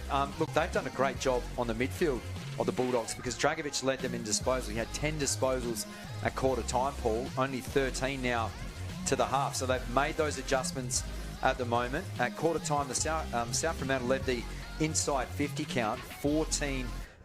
So that was +5 in that category, and they've managed to swing that back now. Claremont with +2, so 25-23, and double the scoring shots in that second term, 8 scoring shots to 4, and they just had more polish. A little bit of ill discipline with a free kick down the ground cost them another major goal as well. So, look, I mean, for me, the Tigers are just winning the ball at the coalface at the moment and making better use of their forward 50 entries, to be fair. But also, you talked about, Smallwood and Lucy setting up those forays up forward. Yeah. The midfield is also looking much more disciplined. I mean, you talked about the likes of Bolton. He's having himself another big game with those 15 touches. Ryan Lim as well. He doesn't get a lot of credit either. Lim, he's played in the middle and he's played a bit down back as well. His versatility has been demonstrated very well indeed. I mean, he's still a young player. Predominantly was a prodigious ball winner in the middle of the ground, and I think later in his career they sort of pushed him back to that sort of half-back position at the moment. Keeping in mind, though, they haven't had Martinez for the majority of the season as well. But like for me, Jared Hardissy's been amazing as well. He had 13 touches. He's got 9 tackles, Paul, to half-time. And Claremont have laid 46 tackles to 44. So we know there's so much on the line come the pointy end of the season, but I just think the Tigers have wanted the ball. When the ball's there to be won, they either extract it or South Fremantle getting absolutely no space. And the telling factor is the fact that Shaw hasn't taken a mark. He had 1 hand pass in the opening term. Nin Yet has had 1 kick for the game.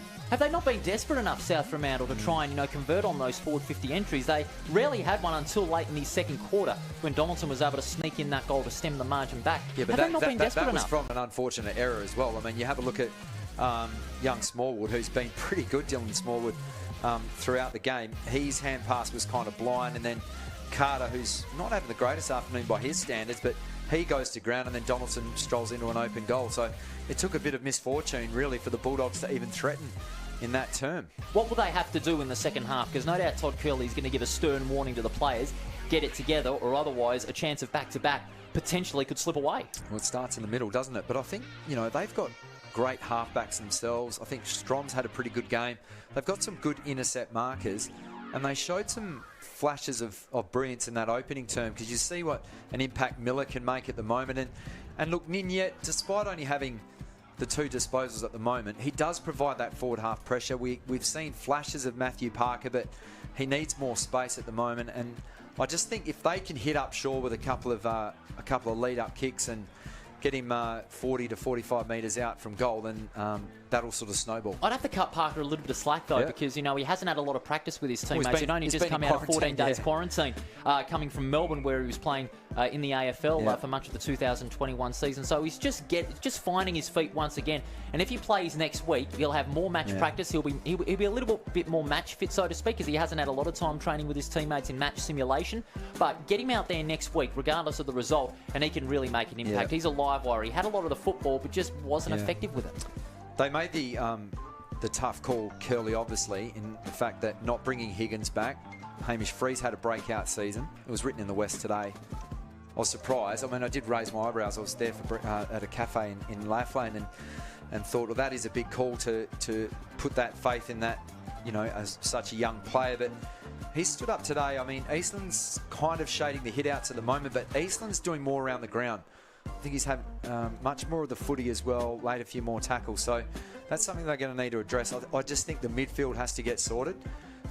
because I think, you know, they, even though it's not statistically, I think talent-wise, they've got probably more in across half forward and full forward, the Bulldogs at the moment. They do. You're absolutely right. But the Tigers are so dangerous because, and you can see they've got 6 individual goal kickers this afternoon. So, you know, the Bulldogs have got, I think, the better quality players, but it's just those role players that are stepping up better at this stage for the Tigers. Now, just before we get to our halftime package, obviously footy finals here in WA in full swing, a massive festival of football in the month of September and at the start of October.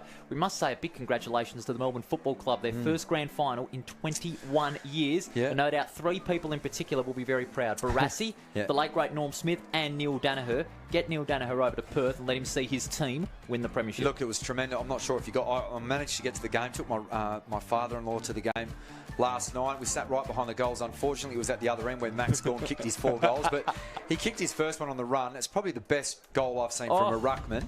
And everything he touched turned to goal. I've never seen Geelong play so poorly, but I think it was purely down to the to the surgical sort of precision of Melbourne. So unbelievable. Now, they were nothing short of magnificent, Melbourne, last night in front of 58,000 over there at Optus Stadium. Who will join them? Well, footy fans will find out tonight in the Bulldogs Port Adelaide prelim at the Adelaide Oval. I've managed to get a ticket for the big dance. You lucky fella. It's cost a little, but I figured it's a once in a lifetime opportunity. I was fortunate enough to go to the Eagles Collingwood Grand Final in 2018, where I got tickets a day before the game. A day before. That literally fell into our lap, but I just figured I think it's going to be a belter. I'm going with the Bulldogs in an upset tonight. Well, Bulldogs, I'm going the other way. I'm going with Port Adelaide. But while we ponder that, let's get to our halftime packages. Basil Bulldog, the mascot of the South Fremantle Bulldogs, does his thing. In round 17 at Leederville Oval, Subiaco took on West Perth, and we sent our super slow-mo camera boundary side.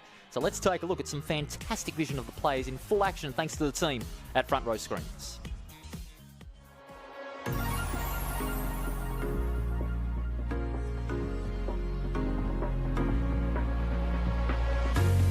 Every time I need a rescue, hanging on the verge of breakdown. Even though I try to replace you, but loneliness makes me break down.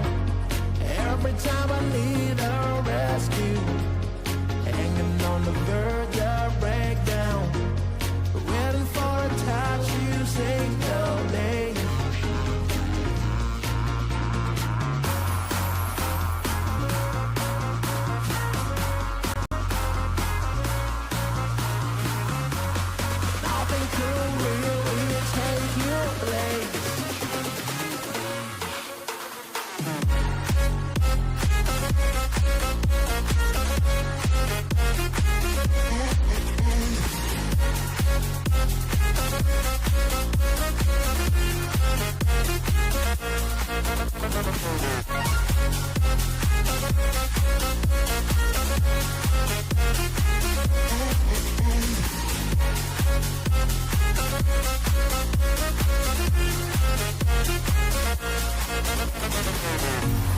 Every time I need a rescue, hanging on the verge of breakdown.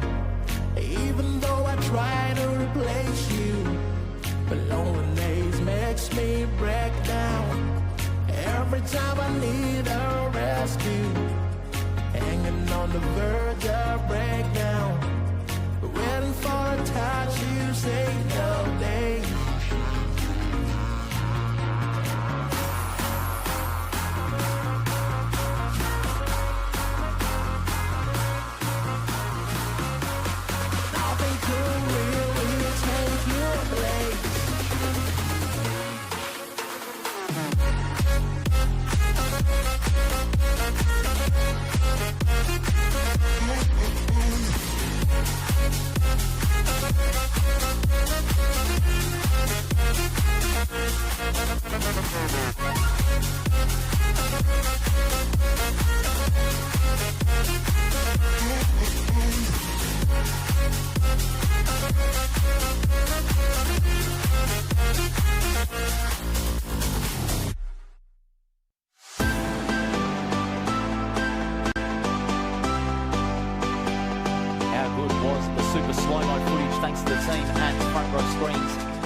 number 1 in 2021. Not just with the best local sport in WA, but also the best LED screens in the business. If you've got a big event coming up and need of an LED screen that is big on size and high on quality, you give a hold of Matt Williamson, you give him a call, and the team at Front Row Screens will do you a magnificent deal. Front Row Screens, your number 1 in 2021.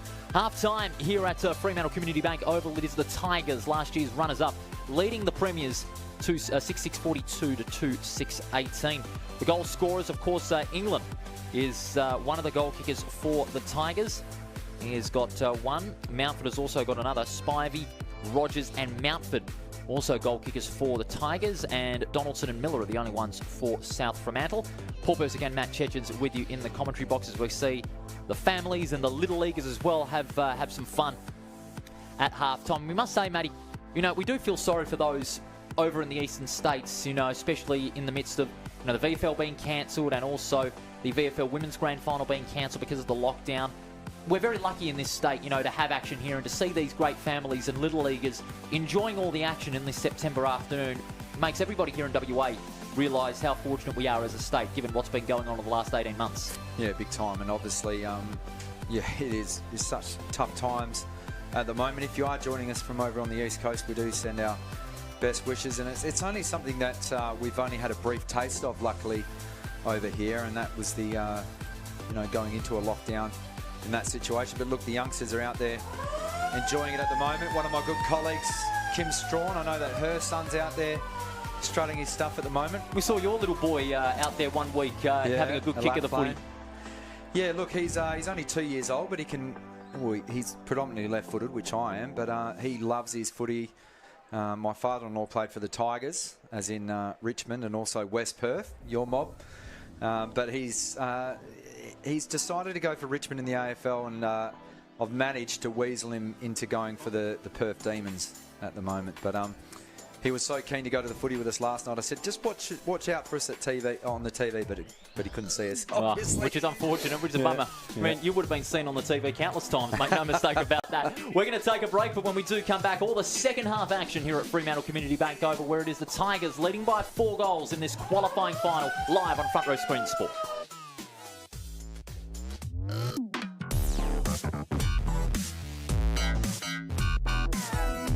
Shutterguard has been installing Perth's best shutters for over 30 years.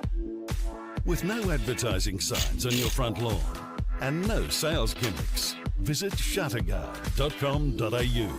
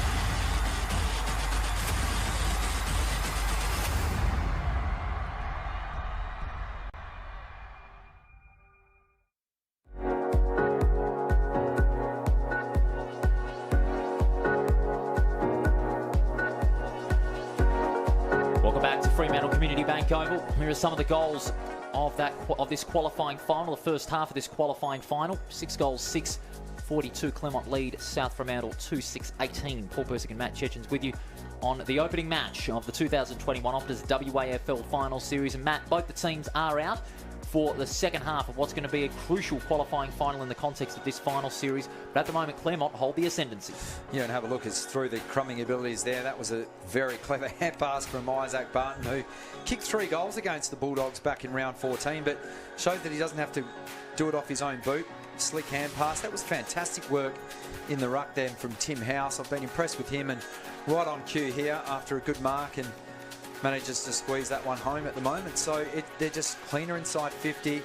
This was a bit unfortunate for Carter. I mean, he's trying to do the right thing and maybe was a bit too quick for his own good and just falls to ground. And that allowed Donaldson a goal, and that was literally on the stroke of half-time. So the Bulldogs, good bit of fortune for them. But look, their ability to close out games has been a big criticism of them throughout the year.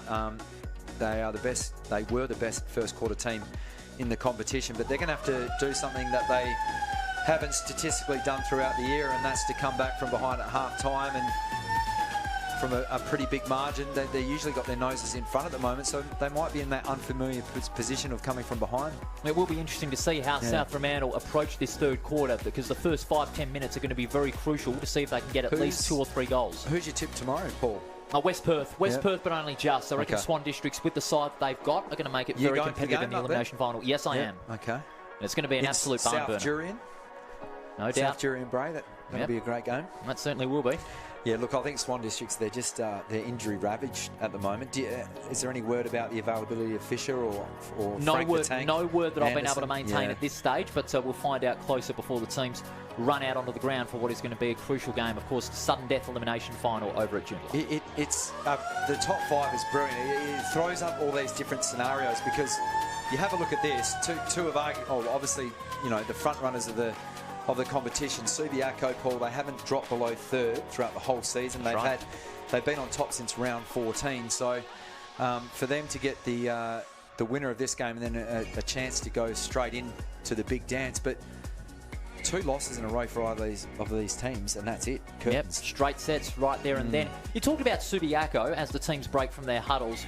They've won many games. They've won 8. They've won 14 and have only lost 4, but not all their wins were smackings. No. They've been a few close wins, so they may have gotten top spot in the ladder, but haven't completely dominated the competition. It's on the back of their defence. I mean, they give up less than 70 points per game, but if you have a look at their forward line, they're a little one-dimensional. They do rely on a lot of midfield goals. I know Harry Marsh has kicked a few this year, and obviously Sokol is their focal point.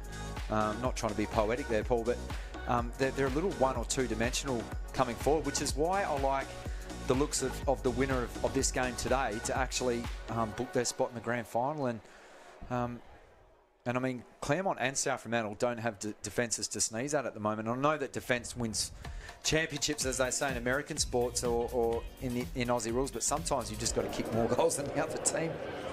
That's guilty as charged. Most goals wins the game. Yeah. But it's all about the defence in some games as well. And, you know, the defence for both sides, you know, don't have a lot, you know, in comparison compared to Subiaco, but it's all about that forward line. That's going to be critical should Claremont, you know, hold on to this lead. First game I ever saw at the MCG was 2002, and it was the Eagles taking on Collingwood, and the Eagles kicked more goals and lost. Yeah, by just a point. Yeah.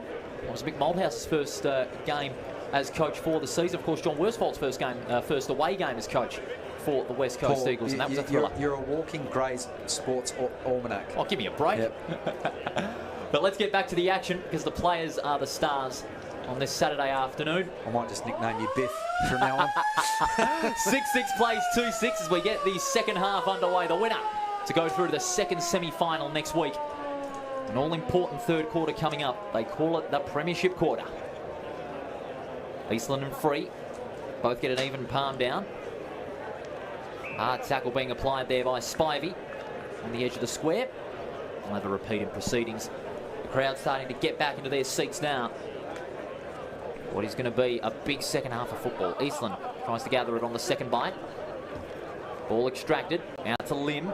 He gets caught in a hard tackle. The umpire says, give it to me. Crucial second half. Also, not the only game in the finals we've got this week. Tomorrow, the elimination final between West Perth and Swan Districts. That'll be a barn burner. The hand pass comes out to Schleuf. Dragovic releases McQuilkin. Kicks down the line, but only as far as Mountford with the intercept. He read that one brilliantly in front of the pack. Mountford will reset things for the Tigers. Kicks down the line to the path of Bolton, and he takes a good mark. And he's going to go inboard and look for some space. Hardesty. He's on the run. He'll kick from 65 metres out towards Carter. Couldn't take the mark, but the second target was Big Tim House, and he'll have a shot from about 40 metres out. Tim House has come into some great form as of late. Only his 6th game of WAFL League football, and what a time to do it. Now this will be for his second goal, if he can put it through. and get the margin out to 30 points. Important kick here to start this second half. From directly in front, straight through the middle. House starts things off well for the Tigers, and the margin now out to 30 points as we hit 2 minutes on this third quarter on the comms system scoreboard. Matty, you couldn't ask for a better start for the Tigers. Yep, the dream start. First multiple goal kicker of the afternoon, thanks to CD Dodd.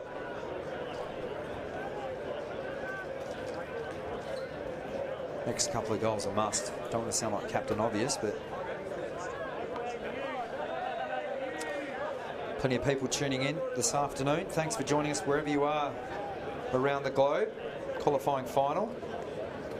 Got some great viewers interstate as well during the first half as well, so shout out to those that are watching from interstate and around the world as well. Getting some good viewers and feedback worldwide. So Claremont have got the first goal of the second half. They lead it by 30 points.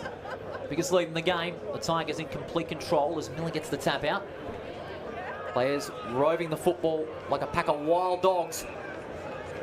And it's going to be a repeat in proceedings just on the edge of the bullseyes here. Give a shout out to Michael Doncaster, who's watching live from Kuala Lumpur. Oh, how good. He says, come on, doggy. So hopefully your boys can spark up in this third term. Beautiful place in the world, Kuala Lumpur in Malaysia. Eastland and Free. Free got the tap out, but roving it well was Hardesty. Around the bullseyes, he kicks long towards the edge of the 50.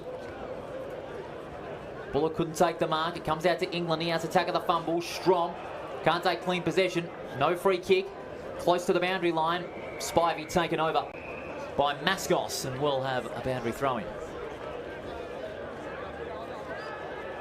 Be a throw-in close to the centre square. It'll be about 70 metres out from the Tigers' goal. Easton in front with a two-handed tap. Gets it back from Hardesty. Kicks across his body. It's an up and under kick. 2-on-1 contest. Fine mark. In fact, it's a free kick. Buller not too happy with that one. But nonetheless, the free kick will be taken by Noah Strom on the right back pocket. 30 points is the difference as we hit 4 minutes in this third quarter, thanks to Comsys. Well, Carl Mix, thanks for joining in, says, if South lose, are they out? Definitely not. They'll play the winner of Swan Districts and West Perth, which takes place tomorrow at Arena Joondalup. We also got a shout out from Mark Walters. He says, what a brilliant job Front Row Screens do for their matchday football. Thanks, guys. Thank you, Mark. We appreciate your support. Green Stars. We've got another stoppage on the outer side of the ground, 7-6 to 2-6. So an even 30-point margin is the biggest of the afternoon. And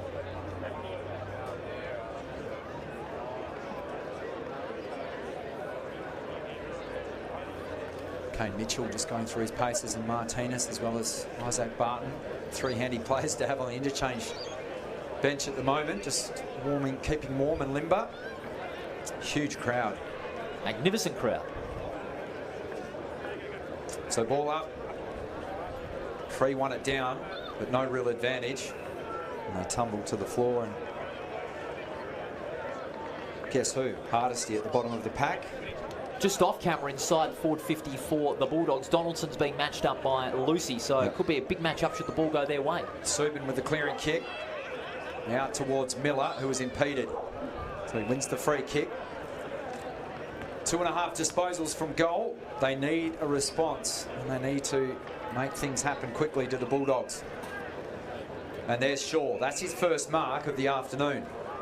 And coming up for just his third disposal. It's been well held. Spearing ball is a good one. Through the hands of Strom, however. Tigers, oh, that's going to be holding the ball. So Matty Parker, that's why he is so effective, and that's why he was picked up in the mid-season draft. Had some moments of brilliance early in his AFL career for St Kilda before coming back and then getting picked up by the reigning premiers. We can still say that, at least for another 2 weeks. In the Richmond Football Club. This will really spark the Bulldogs if he can kick it. And he is a tremendous young man. I remember meeting him 3 or 4 years before he got drafted. Dedicated. He needs to kick this, and he has. Well, he literally came out of quarantine in the last 24 hours or so and managed to put that one through. And thanks to CD Dodd, let's have another gaze at this Matthew Parker set shot. He's very good on the run, and he can show that he can do it and be composed as well. He got close to the man on the mark, I'll say that, but he was able to hook that one pretty well. So that could be the catalyst that sparks the Bulldogs into action. That's his 8th goal of the season, despite playing in the AFL. 6th game of WAFL finals, originally from Melville. Melville Hawks playing the green and the gold. Tough little competition there. You know, the Burragoon Bulldogs are there, the Adderdale Bombers. That's where Cale Hooker started his journey in AFL footy. Applecross Hawks as well. Skew if bounce from the umpire will be recalled. Matt Adams, Trent McPhee and Ryan Shelton, congrats to them for making the pointy end of the season. The umpiring standard's been brilliant throughout the year. So he throws this one aloft and Eastland won it down towards Bolton. Hand pass partially smothered. Mitchell getting active now, but that's going to be chopped off. He's put under a lot of pressure. Now Schlensog was at right half back, screaming for the footy, didn't come. This could be a crucial turnover. Subin with his head over the footy, lost his feet to Miller. They link up. Bletcherton will get it back now. Back towards the run of Aiden Hall, who's running out of tarmac. Ball still somehow stays alive, and the Tigers create the turnover. Questionable hand pass coming in. It's either holding the ball or holding the man. It is the former, and Manfred Kelly had a good couple of final rounds to round out his home and away season. So Kelly on right half back. He's going to set it up down the line towards left centre wing. 1-on-1. Miller tried to keep it in front. Couldn't hold on to that one. It's going to be a throw-in. We're able to gain about 40 metres there off that kick from Kelly. But they need about 2.5 disposals to get to goal. It was their first goal since late in the second quarter. But the Bulldogs would love another one to get themselves back in the game. Another turnover created by the Tigers. They steer clear 15 metres. Barton gets boot to ball. Kick partially smothered. Well gathered by Mascos. He fires the hand pass. And the Dogs, they go across the ground. Motlop couldn't get that one, but he was impeded. And a free kick is going to go Motlop's way. They're wanting 50, but they're not going to get it. Motlop goes wide, finding Bletcherton. Bletcherton, nice little dummy there. And he's going to dash towards the forward 50. Kicks long. Like it says, about 15 metres out, leaping high. Punched to the back. Ninyet breaks through the tackle, goes to goal and puts it through. Big goal from Ninyet. That's his first of the afternoon. And the crowd comes alive for the number 9. He's showing up to the party, and the margin just like that is back to 18 points. Paul, you said at half-time he's a little quiet, but he only needs half a yard. So Bletcherton, that fly there, come off the fist, and have a look at this. Little side step, and Ninyet. For the first time this afternoon, the Bulldogs have kicked back-to-back goals, and they've needed to do that, and a couple more. So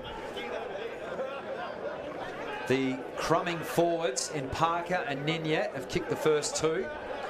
Shaw's taken his first contested grab as well. So things starting to fall into place for the Bulldogs. Donaldson there on screen as well. And the unfortunate spoil from Thomas Baldwin. I mean, he rose high, slid off the back of his knuckles and back in towards the goal square, and Ninyet was on hand. So back-to-back goals. We're back in the middle. Free on the second attempt. Slapped it straight up. Back to Eastland, to Bolton. Met heavily as he kicked. Coming up the way of Mountford. Can he escape the would-be tackler? He can, but that's a dangerous hand pass. Martinez ran into 2 Bulldogs. Now Bletcherton's running out of room. Somehow manufactures the hand pass. Schluth held without it. The umpire said play on. Kelly to Dragovic. They link up. Here comes Manfred Kelly. Well, you had Parker with the hand pass, elected to scrub one inside 50. Is that in the back? Ninyet's come to life. Paul Persick, my trusted colleague, saying that's in the back, but the umpire didn't think so. Well, in fact, he has paid it. So it ends up in the hands of Baldwin. Goes across goal. Interesting attempt at the mark here. They had a 2-on-1. Have they cocked this one up? Yes, they have, because the intercept mark is taken at left half forward, and they go. Subin towards the kick-off line, and he's got off the leash Again has Parker. Declan Mountford shakes his head in disbelief, and Subin with a quick play on, thanks to CD Dodd. Let's have a look at this. He was set upon by Edwards, and then just kicks to the hot spot. Look at the protection being applied by Strom against the Claremont defender, giving him no chance to get anywhere near Parker for the spoil. That was brilliant. So Matthew Parker to kick 2 in the space of 4.5 minutes. Much closer than his last effort. Tremendous reader of the drop of the football, and a lovely set shot. Bulldogs 3 in a row there, beginning to lick their lips, and the Tigers, all of a sudden, their clearance game is starting to falter a little. CD Dot replay here of Parker's kick. Beautiful follow through, and he knew the moment that it went in. He went for the single cobra this time, but he knows that the job is far from done. So Dragovic up to 17 disposals, Subin with 14.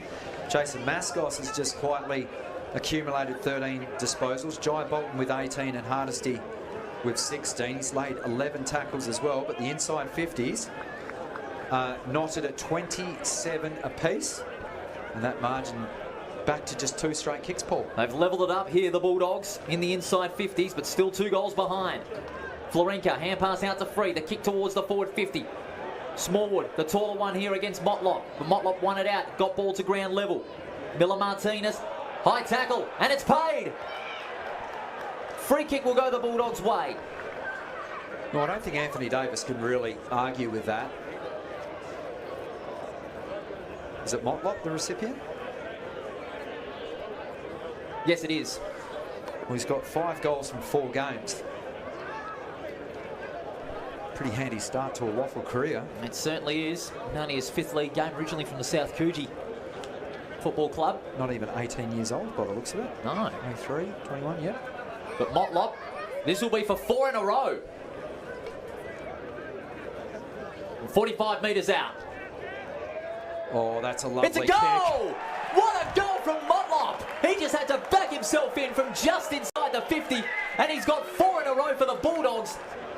And now it's back to 6 points. 42 plays 48. 14-minute mark of this 3rd quarter. South Fremantle have really turned the tide. As we see on the CD Dodd replay, he just had to run around his opponent. He's using the man on the mark rule to great effect. And in fact, to maximum effect. As Motlop has got another one, South Fremantle have kicked 4 goals in the space of 12 minutes. And a bit of a breeze blowing back into his face on that attempted goal, and I thought from his run-up, I thought he's not going to have the leg. And then as it approached the padding of the big sticks, it managed to just float through. Tremendous finish. Certainly was for young Motlop. He started to make a big imprint in this game. But watch out for him in that forward line if he gets the ball in his hand. It's been a game of runs, hasn't it? Certainly has been. Bolton with the clearing kick. Comes towards half forward. Hall couldn't get a bite of it.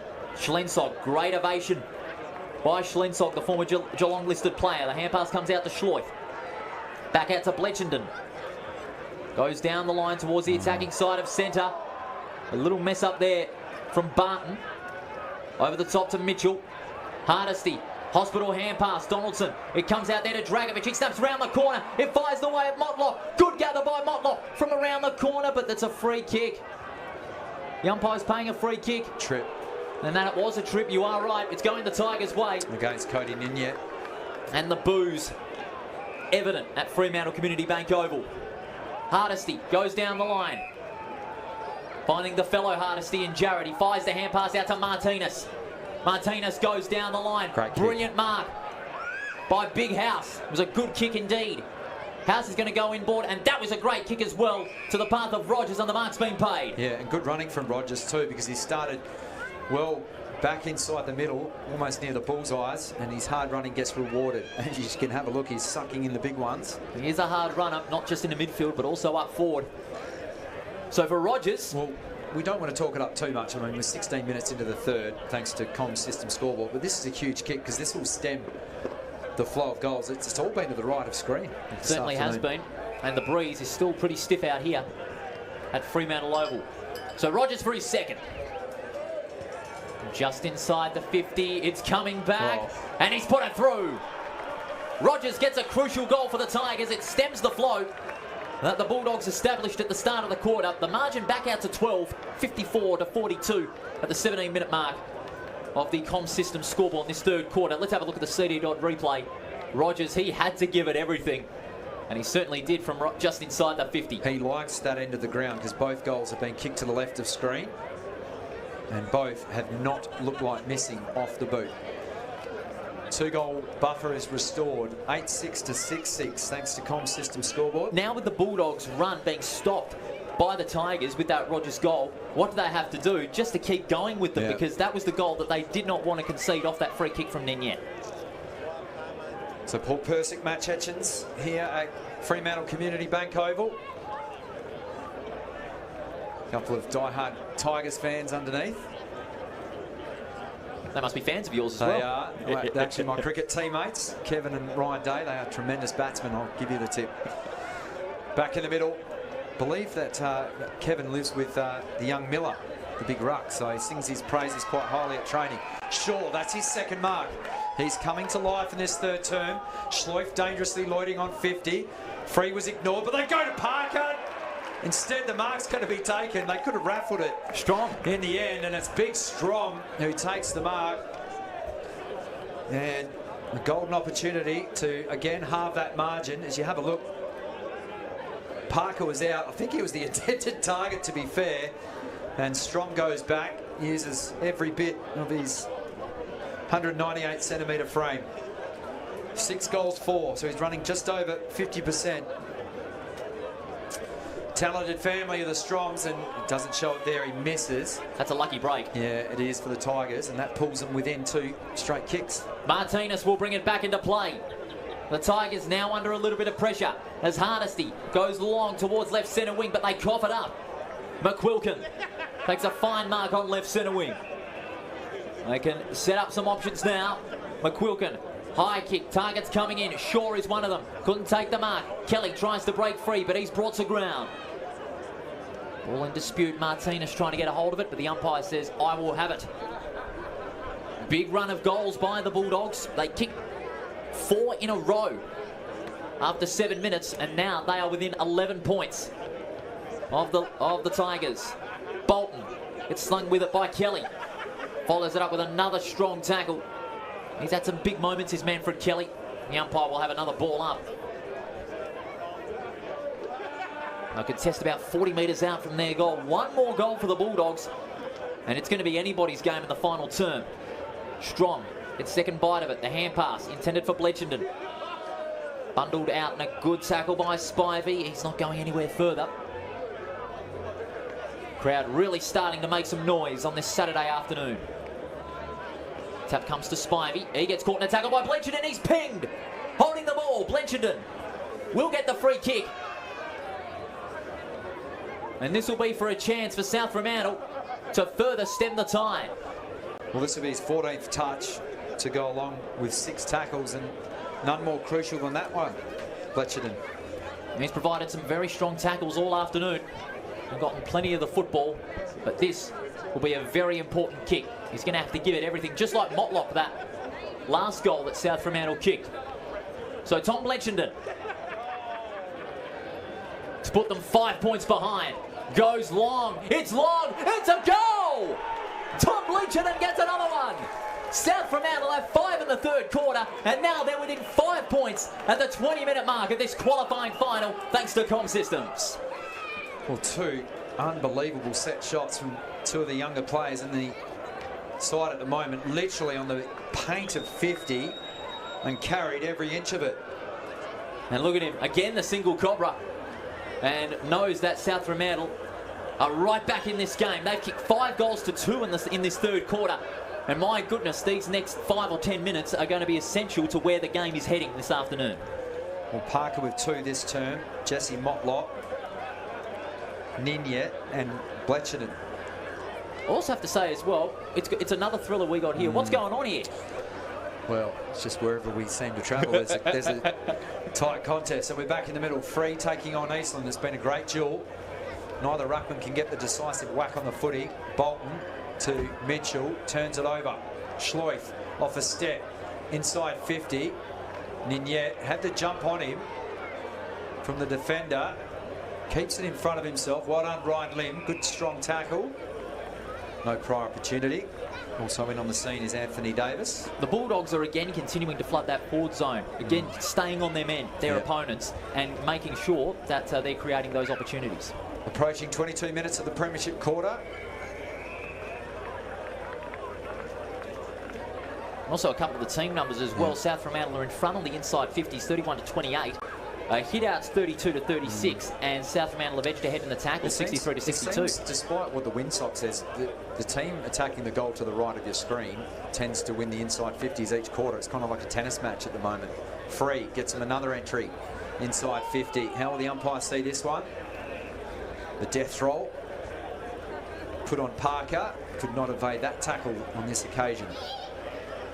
He trots back 10 metres ahead of this stoppage. Free out the back. Oh, well done. That was a fantastic tackle by Spivey. And they turn it over. Mitchell through the bullseyes. A one-on-one inside 50. Good composure. And finds Tim House. He's having a tremendous game. They're all starting to flood forward. Carter's all alone. And that's where the kick's going to go, but it fell short. And straight down the throat of Jason Mascos. Chance goes begging for the Tigers. Yeah, Carter was the lone target, but they say too little too late.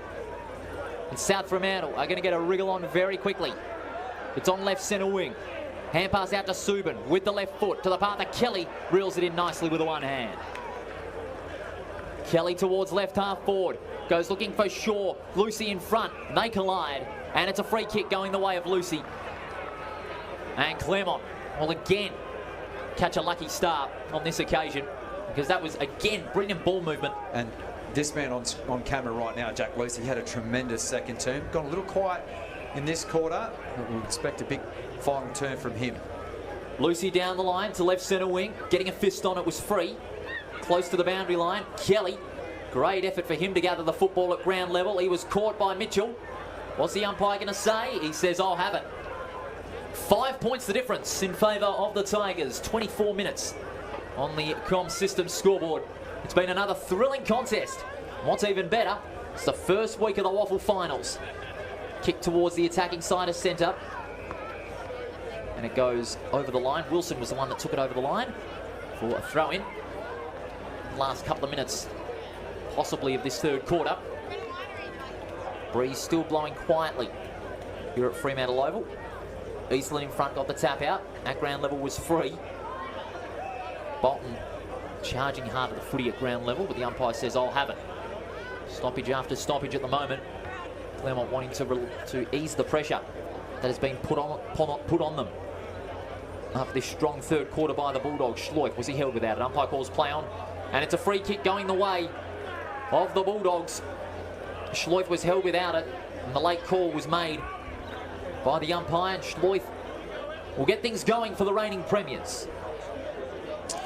This will just be his 12th disposal, but he offers so much around. Certainly does. Strong couldn't get the mark cleared. Lim, hand pass out to Martinez. Well stood up in the tackle, but he's under pressure. Kelly. Out to Bletchenden. Bletchenden goes for the short pass. Intended for Donaldson, no mark. Ball bounces unfavourably for a couple of players. Martinez goes in hard. Put out of it by Subin. And the umpire says, give it to me. That was a good spoil from behind. Last forward 50 entry for South Fremantle. And they need a big goal here, South Fremantle. Could they get it on the siren? We're not too far away from that, Claremont. They just need to keep on piling on the pressure. The kick comes into Miller. Miller, beautiful hand pass. Under pressure, out to Baldwin. Baldwin's high kick towards the half-back line for the Tigers. Barton hacks it forward. Spivey, unfavoured by the bounce. Well read by Schlensog. Hand pass to Pearson, goes back to Schlensog. Schlensog snaps it around the corner. Nice one-hander. Up against Rogers. The one-hander is taken by Bletchenden. He's had himself a big third quarter. And South Fremantle are on the move. Towards the half-forward line, and Shaw. Shaw with a magnificent mark. And Shaw, he too is starting to come to life in this third quarter. We called for it at half-time, but it's just better composure. And Schleuf, he hasn't had much of the football, but that's his best disposal by far. Just stabbed it in front. No chance for the defender to get there. And now they're just going to wax the footy, these two. He's dropped it short and finds Hayden Schleuf. And he's going to be on a very tight angle. And he'll kick from about 45. This kick may bring the house down. If he can put this one through as we're nearing siren time. Hayden Schleuf, he's been held well in the first half. He elects to go short again. And finds Mason Shaw. They're just waxing it, as you said. Left, right and centre. So Mason Shaw, this will be for his first goal if he can thread it. And for also South Fremantle to lead for the first time since the opening quarter. And Mason Shaw, he's just taking his time. What a season he's had, leading from the front as captain. Big kick, isn't it? If he kicks this, it'll bring the house down, but it just sways to the right-hand side, 4 behind. So another lucky break for the Tigers. It is now 4 points the difference in favour of the Tigers, and Martinez will bring it back into play. He's been held down in this third quarter, but he's got a few players presenting. Where is he going to go to? They're just wanting to chew up as much time as possible. So he's going to play on.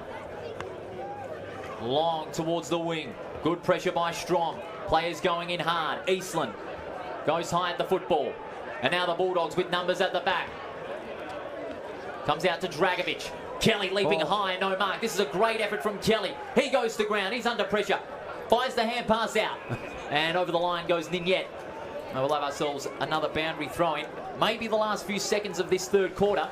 Thought Ninyet was going to scissor kick the boundary line then. He was a long way out of play. Bit of martial arts stuff there.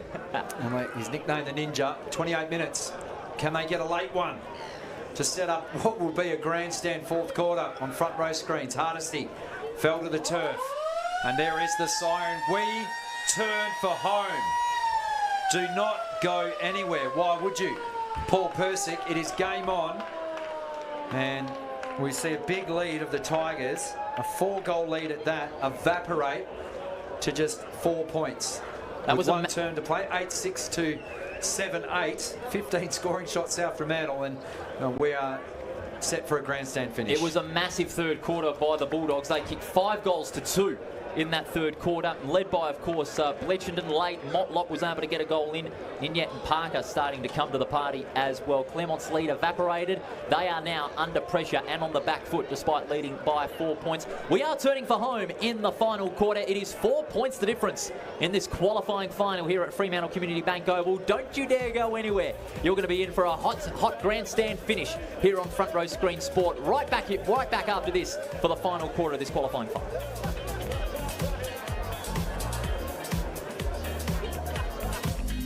Shutterguard has been installing Perth's best shutters for over 30 years.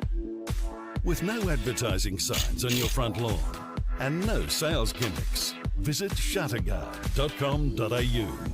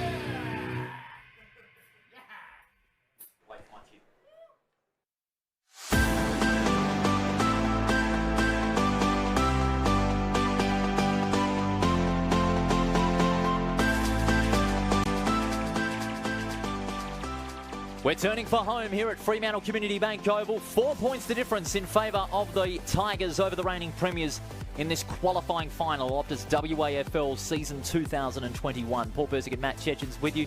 Man, a game of football can have so many twists and turns, Matt, and we saw it right there and then in the third quarter. 5 goals to 2 for the reigning premiers, and they are back to within a kick. And my goodness, is it going to be a hot shoe finish? Yeah, look, the Tigers had +2 in the inside 50s at the main break. Paul, they've now swung that back in their favour. 6 more inside 50s, and off the back of just some brilliance that was sparked by Matthew Parker.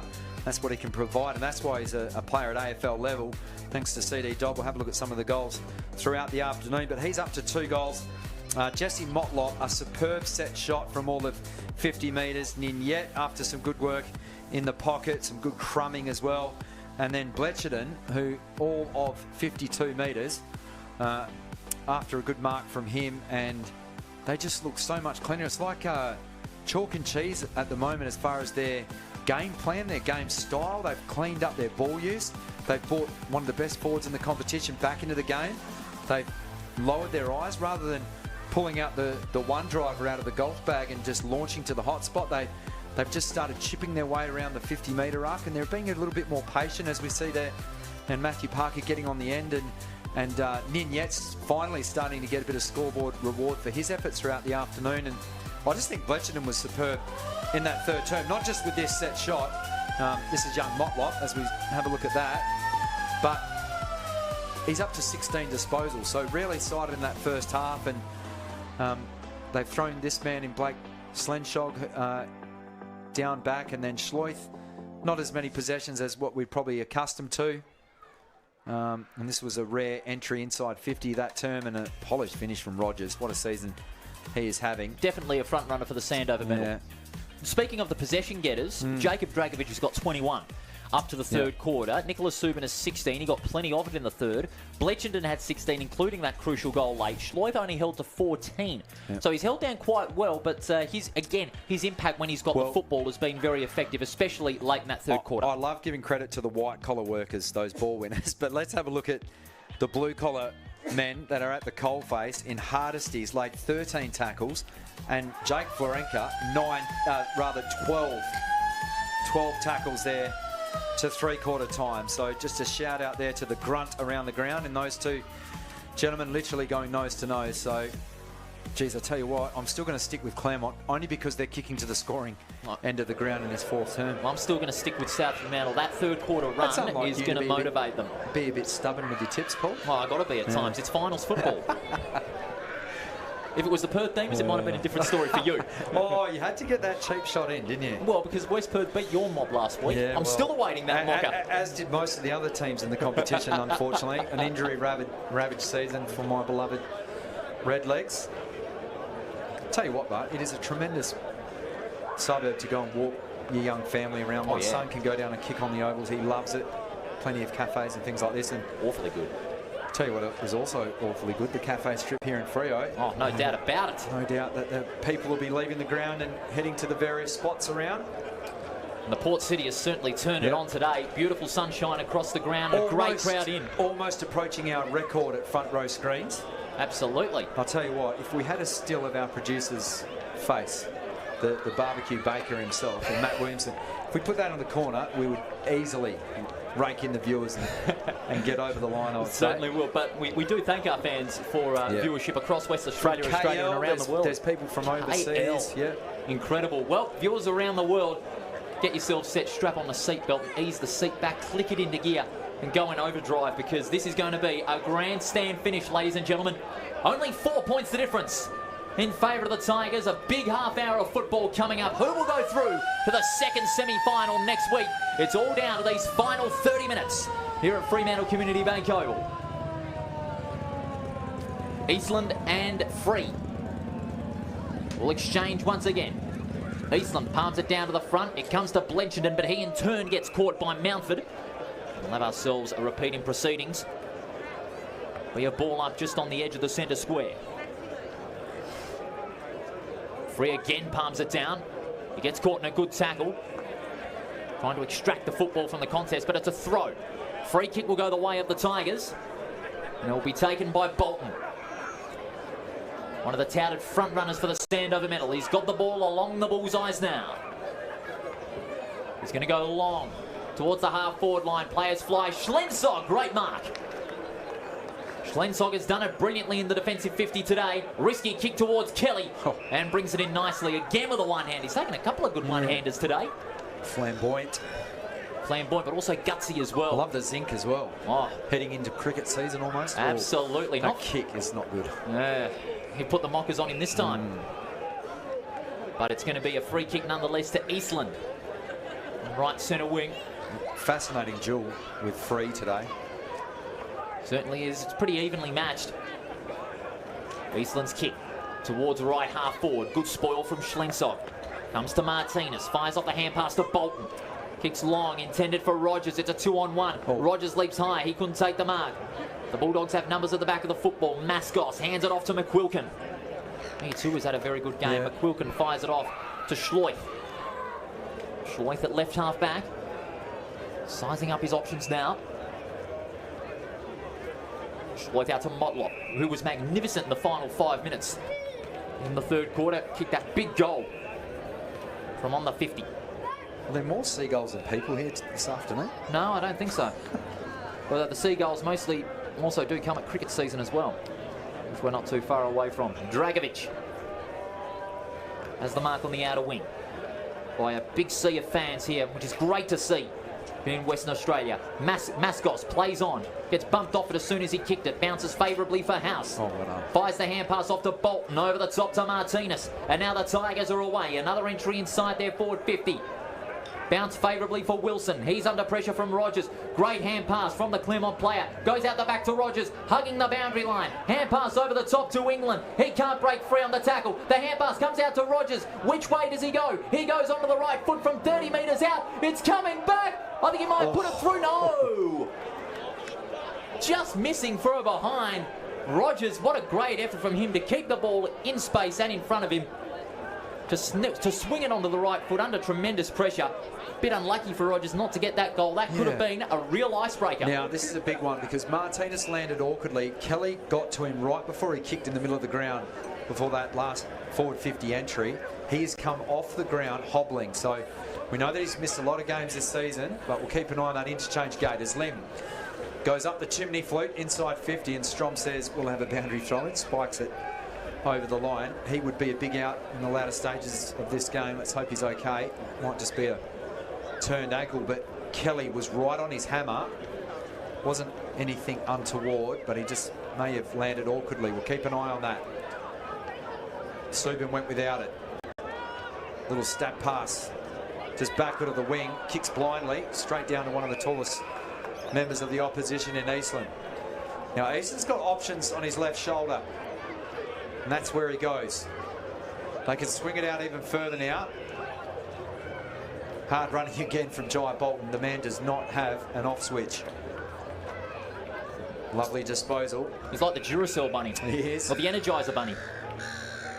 Got to get your brands right there, Paul. Little stabbing pass from Edwards back to that man in Bolton. Inside 50. Chaos ball busting out on the lead, taking a good mark is Buller. And we need to credit the South Fremantle defence because this man hasn't been on the end of too many balls inside 50, and this will take his very best effort looking into the teeth of that breeze. And I'll tell you what, if he kicks this, we're just 4.5 minutes in. I know we've still got a lot of time, but you just see that 12 points in the final term. South Fremantle notorious for not running out games. Could be the difference. So Buller gets very close to the man on the mark. The ball just drifts across the face of goal and through for a minor score. So one straight goal in it. 56 playing 50 at the 5-minute mark of this final term, thanks to Com Systems. Still anybody's game in this qualifying final. Mascos brings it back into play. Kicks to a big pack of players. Wonderful mark taken by Strong. Solid marking player on the defensive half. Is he going to go inboard? Not going to take the risk, but he elects to go short. Finds Miller. Miller plays on, swings onto the right foot. Beautifully smothered by Mitchell. That gives Claremont a moment. But Schleuf fires it back to Miller. He kicks towards right half forward. Shaw, the intended target. No mark. Good spoil from behind by Small. That allows Davis to go in. And the tackle being applied was a hard one. They're wanting holding the ball. Bletchenden again. They're not going to get it. In fact, it went over the line as well. So Eastland will contest this. He's going for hit out number 40. He's had 15 disposals and 6 tackles. Be a throw-in on the edge of the centre square. It's on the forward half of the Bulldogs. Eastland gets the tap out to Bolton, and that is indeed another hit out for Eastland. Rogers flying high and a great mark. And the Tigers are away. They got players streaming towards the forward 50. 1-on-1. Good defence by Strom, but equally as better the effort by Carter to get boot to ball. He got caught straight away. And it's a holding the ball decision. Free kick will go the way of McQuilkin for the Bulldogs. I'll tell you what, he needed to stick that tackle and not ride his opponent into the ground. And unfortunately, Carter pinged for holding the ball, but great tenacity. Running back with a flight is Schloith. He takes a good mark and moves it on quickly. The Bulldogs would love a goal to level the scores. Long kick towards half forward. Target's running back with a fly to the ball. Motlop was one of them. Can he keep it in front? No, it's over the line for a throw-in. Luckily not to be conceded deliberate. Well, you see those paid at AFL, surely that would be a little stiff. And he doesn't need much of a sight, does he, Motlop? Once he gets goal side. It's on South Fremantle's forward 50. Free gets the tap out. That's an in yet. And there's a holding on. Free kick's going to go the way of the Bulldogs. And this, for the opportunity to level the scores, it'll be Cody Ninyet looking for goal number 2. Cody Ninyet, he's been held down quite well by the Tigers defence for the majority of the afternoon. 42 goals, 12 he's kicked. So statistically, the odds are with him. So Cody Ninyet for number 2. 35 metres out. And I think he's missed it. He has. It's across the face for a behind. So South Fremantle have another chance gone begging. The margin now is back to 5 points. 8 minutes into this final term thanks to the comm system scoreboard. Claremont just in front over South Fremantle. Chuck Lucy brings the ball back into play.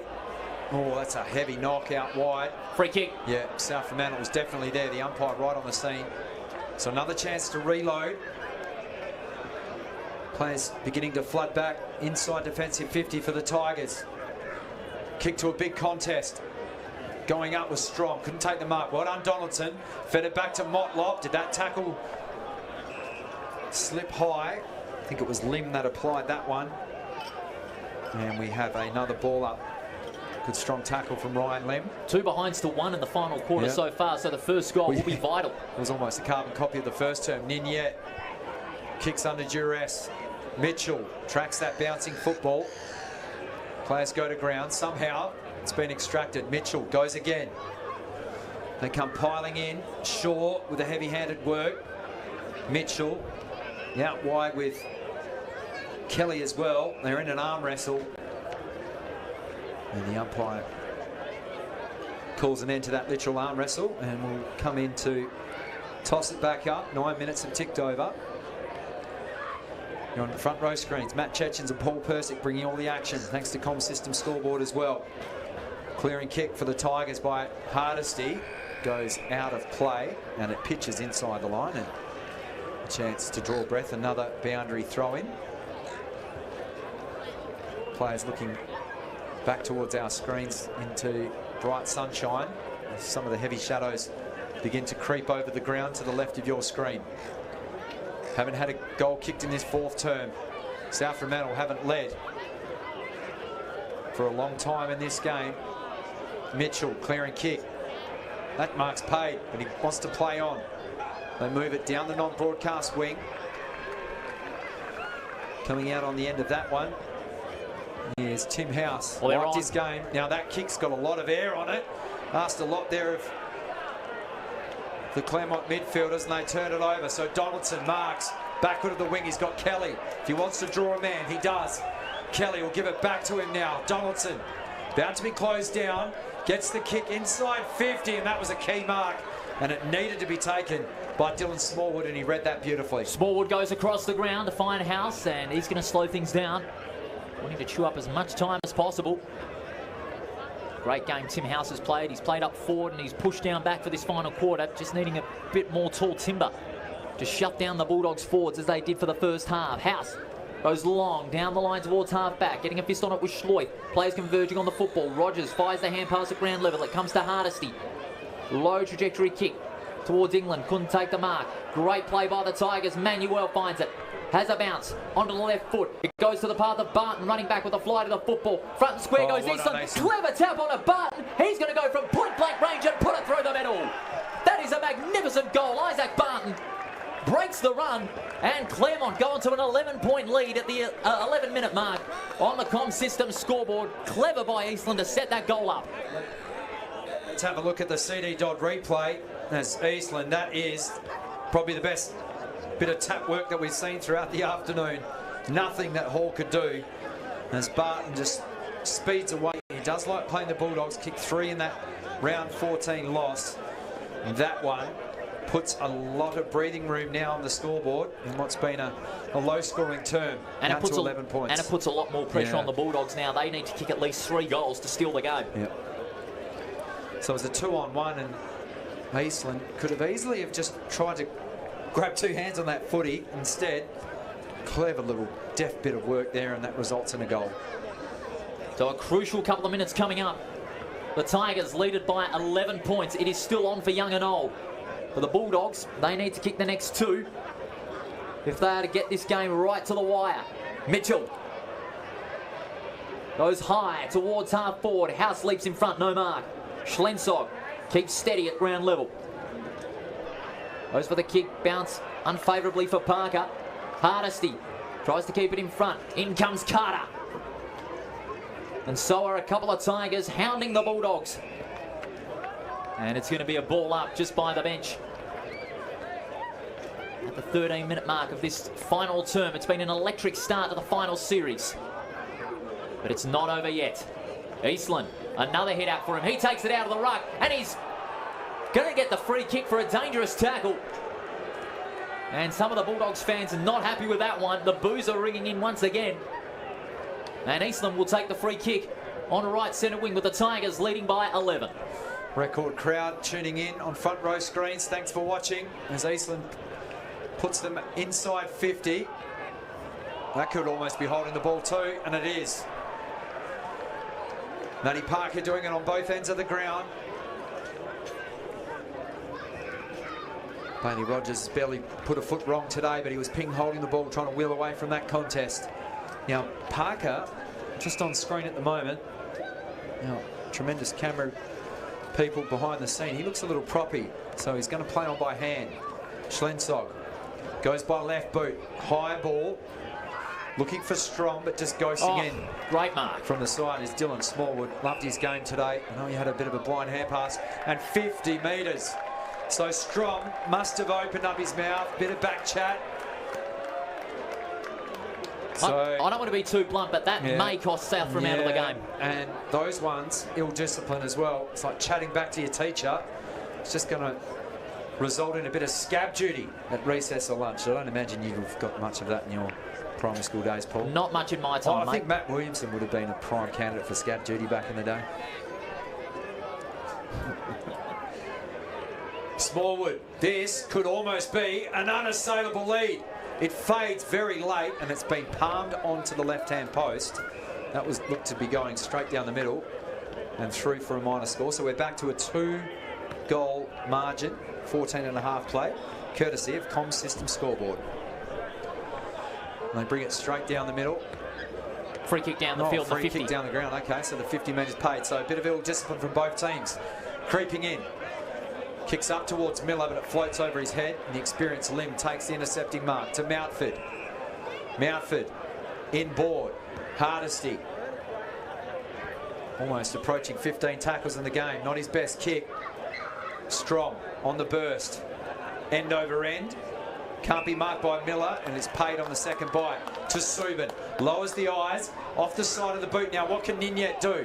He's hemmed in. He's got Schloith there for company. Fires off the hand pass. Schloith kicks down the line, and it just ricochets off the chest of Jack Lucy out of play for a boundary throw-in. South Fremantle still looking dangerous. Yep, they're still in with a chance at the 15.5-minute mark.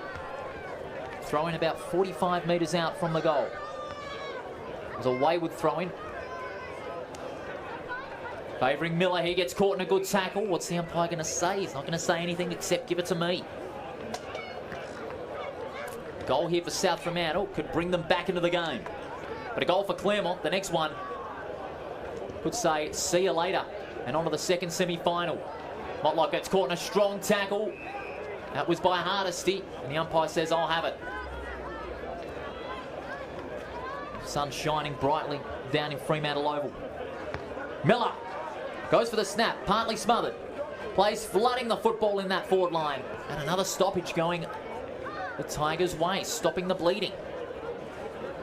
They need this goal, the Bulldogs. It'll be a vital one if they can get it. Miller gets the tap out. In comes Schleut, snaps towards goal. What a goal! Hudek Schleut, the champion of 178 games of league football, has kicked one. And that's his first of the afternoon. And it puts South Fremantle back to within a goal. Well, the man from Katanning in his 15th WAFL finals appearance. Just read it beautifully. Off a series of hands, and he kicks his 22nd goal of the season, and none more important than that. Back to one goal. What happens if it's a draw, Paul? That's my question. Well, I've never experienced a draw in WAFL in my life, but you know, usually we'd either go into extra time or we'd play a replay. So we can bill our lovely producer for overtime. Fingers crossed for the draw. But either result will be great. Yeah. I mean, it's great for football. It's a great advertisement. They've played in some pretty even contests throughout this 2021 OPTUS season. We're back in the middle. Can the Bulldogs go and get back-to-back goals in this term? Schleut just paddles it to his own advantage. Lim caught him around the shoulder. The umpire didn't see it, was on the other side. Nick Subin pleading to the field umpire for the free kick, not forthcoming. Approaching 18 minutes into this final term from Fremantle Community Bank Oval. Matt Chechens and Paul Persick. Hope you've enjoyed the call. Hardesty gets put on his backside but manages to get the effective kick. In goes Schleut. Strong tackle. No prior.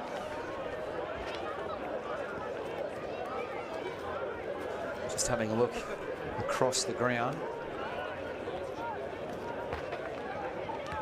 Not too many players around the congestion on this occasion, but we will have another stoppage. So they've got some speed forward of the contest here at Kelly and also Ninyet, literally just 20 metres forward of the bullseyes to the left of your screen. This is where the ball's going to head. Schleut goes route one, straight down the middle. Looking for Motlop, was sport away from him. Donaldson. Can he keep the ball alive? And content again is Dylan Smallwood, as he escorts the ball out for a boundary throw-in. Ticking into almost the 19th minute of this enthralling contest, qualifying final. The winner to meet Subiaco, the loser to face tomorrow's winner of West Perth and Swan Districts. Lim goes with the round ball game, just hacks it. Gains 40 metres with the volley. That's an interesting kick. The up and under. Schlensog looking into the bright sunshine. Made a bit of a meal of it this time. Well done, Carter. Fed off the hand pass. And they're out now. This is Hardesty. He's got the runner now in England who can mark. Well, he doesn't in the end, but he paddles it in forward. He's got Carter over the top. He was wide open. You can have a look at him on screen there, Carter. He was wide open. And they turn it over, and a chance now for the Bulldogs to clear. Kelly in a foot race. Doesn't get a shepherd from Shaw. Shaw has to go in. He extracts the football. Met by Lim. Lim brings him to ground.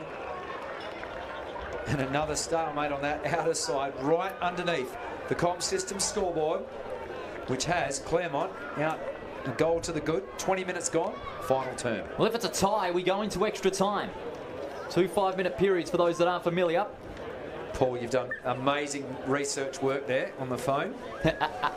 You got to, even in crazy times like this. It's still a goal in it. 9-9 to 8-9. A goal will tie it for South Fremantle, but they need to be desperate. Only one goal has been scored each in this final term. Barton with the first, and then Schleut some 6 minutes later. It's going to be on for young and old, make no mistake about it. Mountford goes ground level. Bolton, was he pushed? Umpire said no. And he's going to get pinged. holding the ball. Free kick will go the way of the Bulldogs. Big decision. Bolton pleading with the umpire, but Have a look at the amount of bodies that are on the turf. there's a lot of them. It's like a big tangle. And the fans letting them know about, saying, get on with it. Yeah. And here they go. Blencherden kicks towards half forward, and the target's there. Miller with the mark just on the 50. He's wanting to go for it. He's going to back himself here, Miller. Well, we've only seen, I think from memory, 2 set shots this afternoon, both off the boot of Rogers, that have been kicked. So the breeze will favour him. It's blowing pretty stiffly to the left of screen. This is a huge kick, Paul. This to level the scores from on the 50.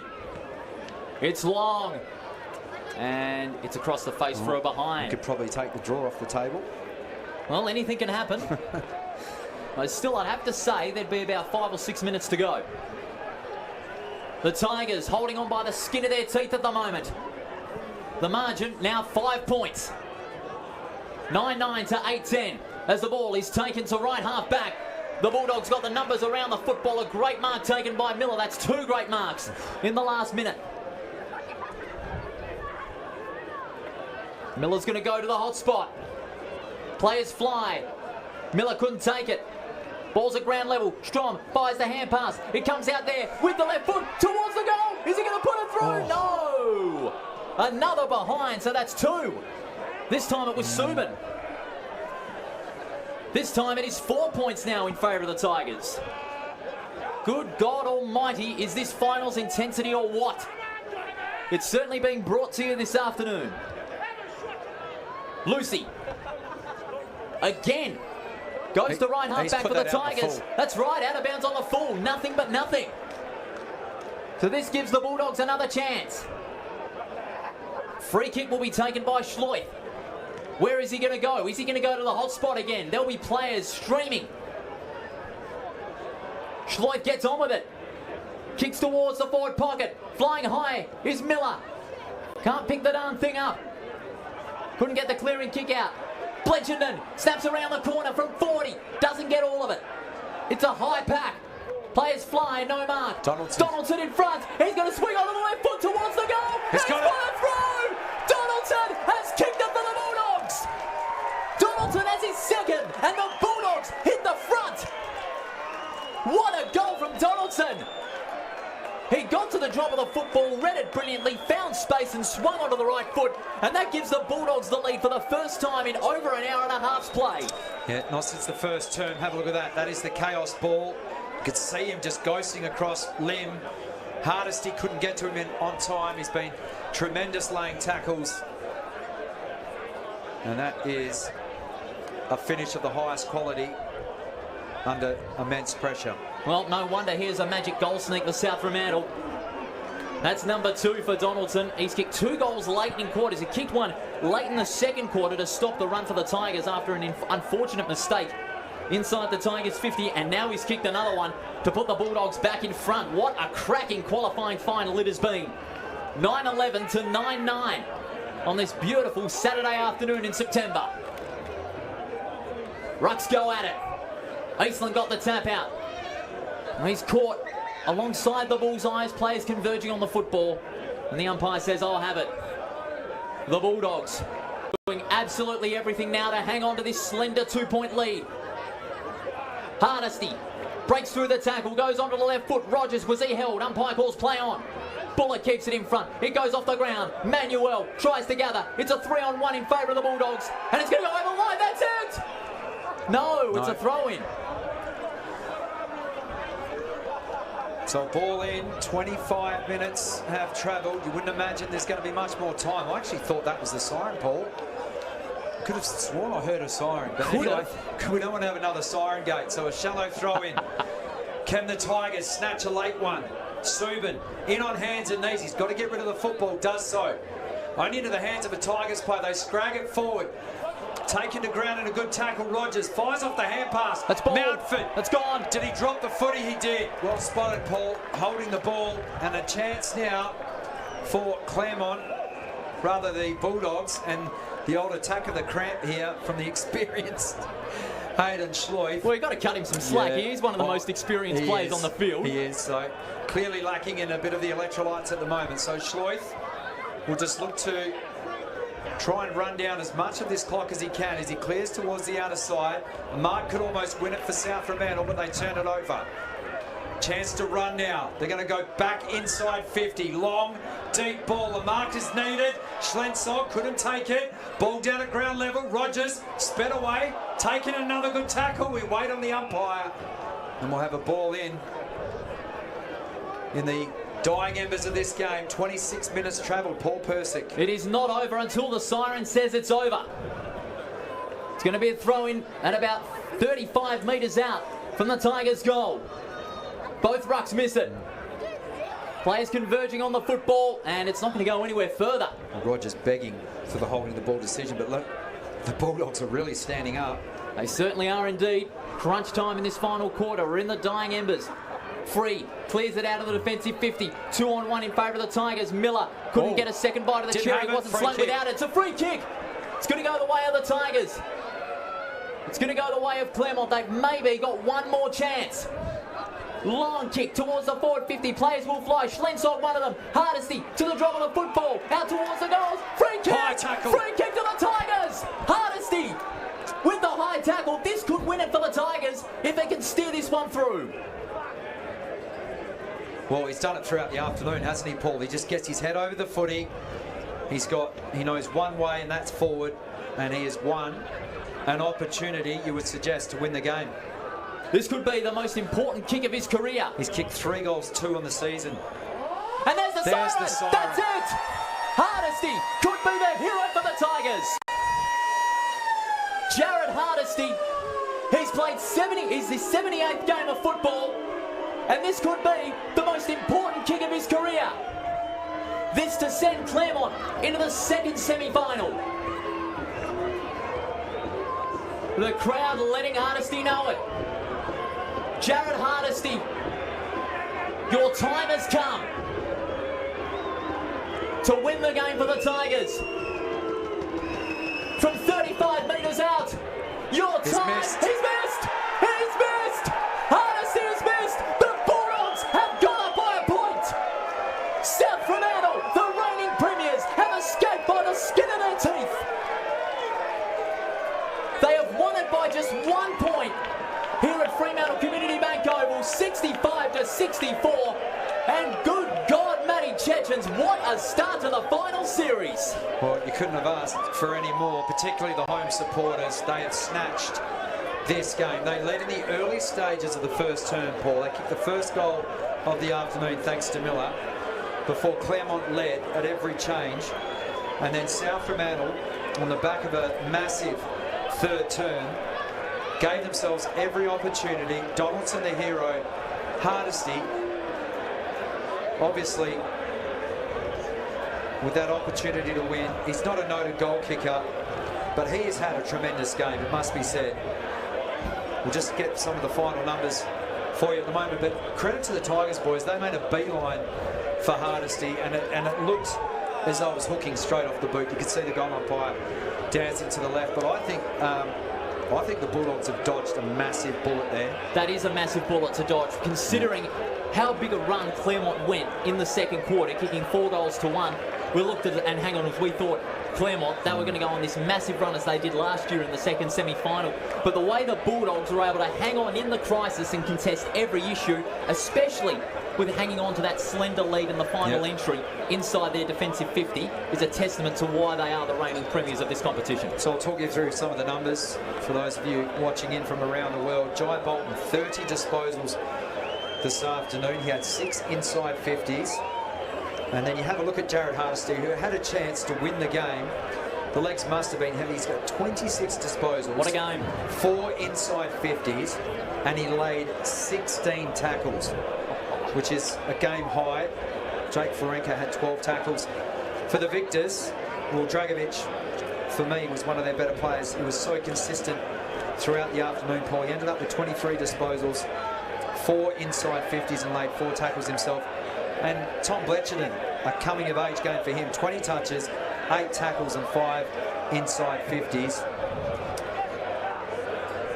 But I mean, if that is going to be what we're given a preview for the rest of this 2021 OPTUS final series, we're going to be in for an absolute belter, because tomorrow's going to be a tight game up there at Arena Joondalup, and the winner of that game will take on the Tigers, who'll be licking their wounds, and they led, it must be said, for what, 90% of that game time. They certainly did. The only time South Fremantle led up until the last quarter was the early minutes of that first quarter, where South Fremantle and Claremont were just checking each other out. They were starting to get a little bit of wiggle room going, not just in the centre but also up forward. But when South Fremantle got that composure going and finally got that run on in that third quarter, it caught Claremont off guard. Claremont, to their credit, they were magnificent in defence. They had the tall timber in that defensive 50. They were able to get crucial intercept marks at every repeat entry inside that forward 50, but their legs were pretty heavy against a South Fremantle side who were absolutely committed in that final quarter. I thought Dylan Smallwood was superb today. I know he had one little error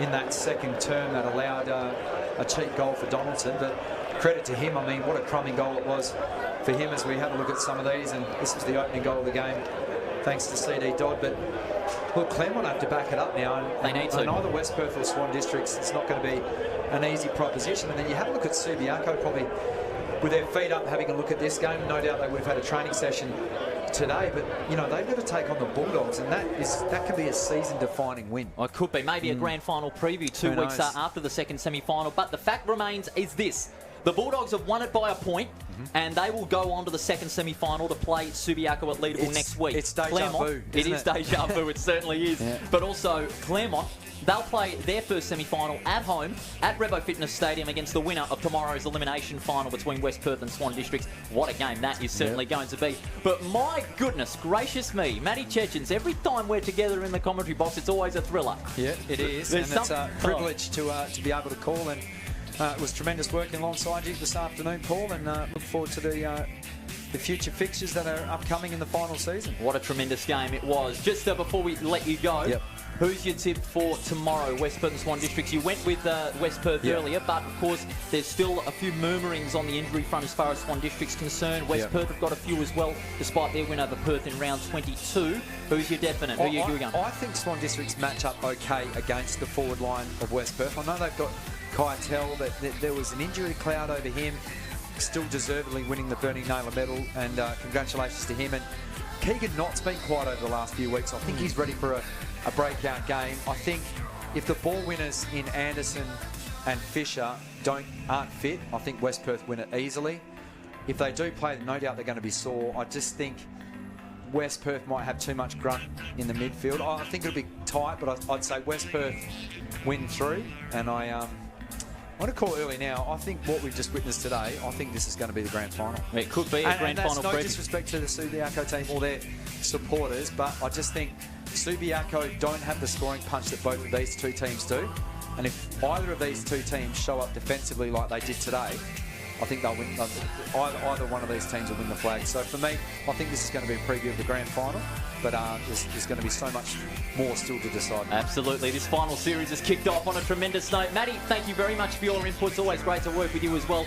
And of course, our wonderful team at Front Row Screens. On behalf of Matty May, Bailey, our cameraman, of course, Matt, my fellow commentator, Matt Williamson and Ryan Ramage, dealing with the production of the game. They do a tremendous job as always, and all the Front Row Screens team. This is Paul Persick bidding you farewell from Fremantle Community Bank Oval, where in the qualifying final, the reigning premiers hung on by the barest of margins, 65-64. So long, everybody.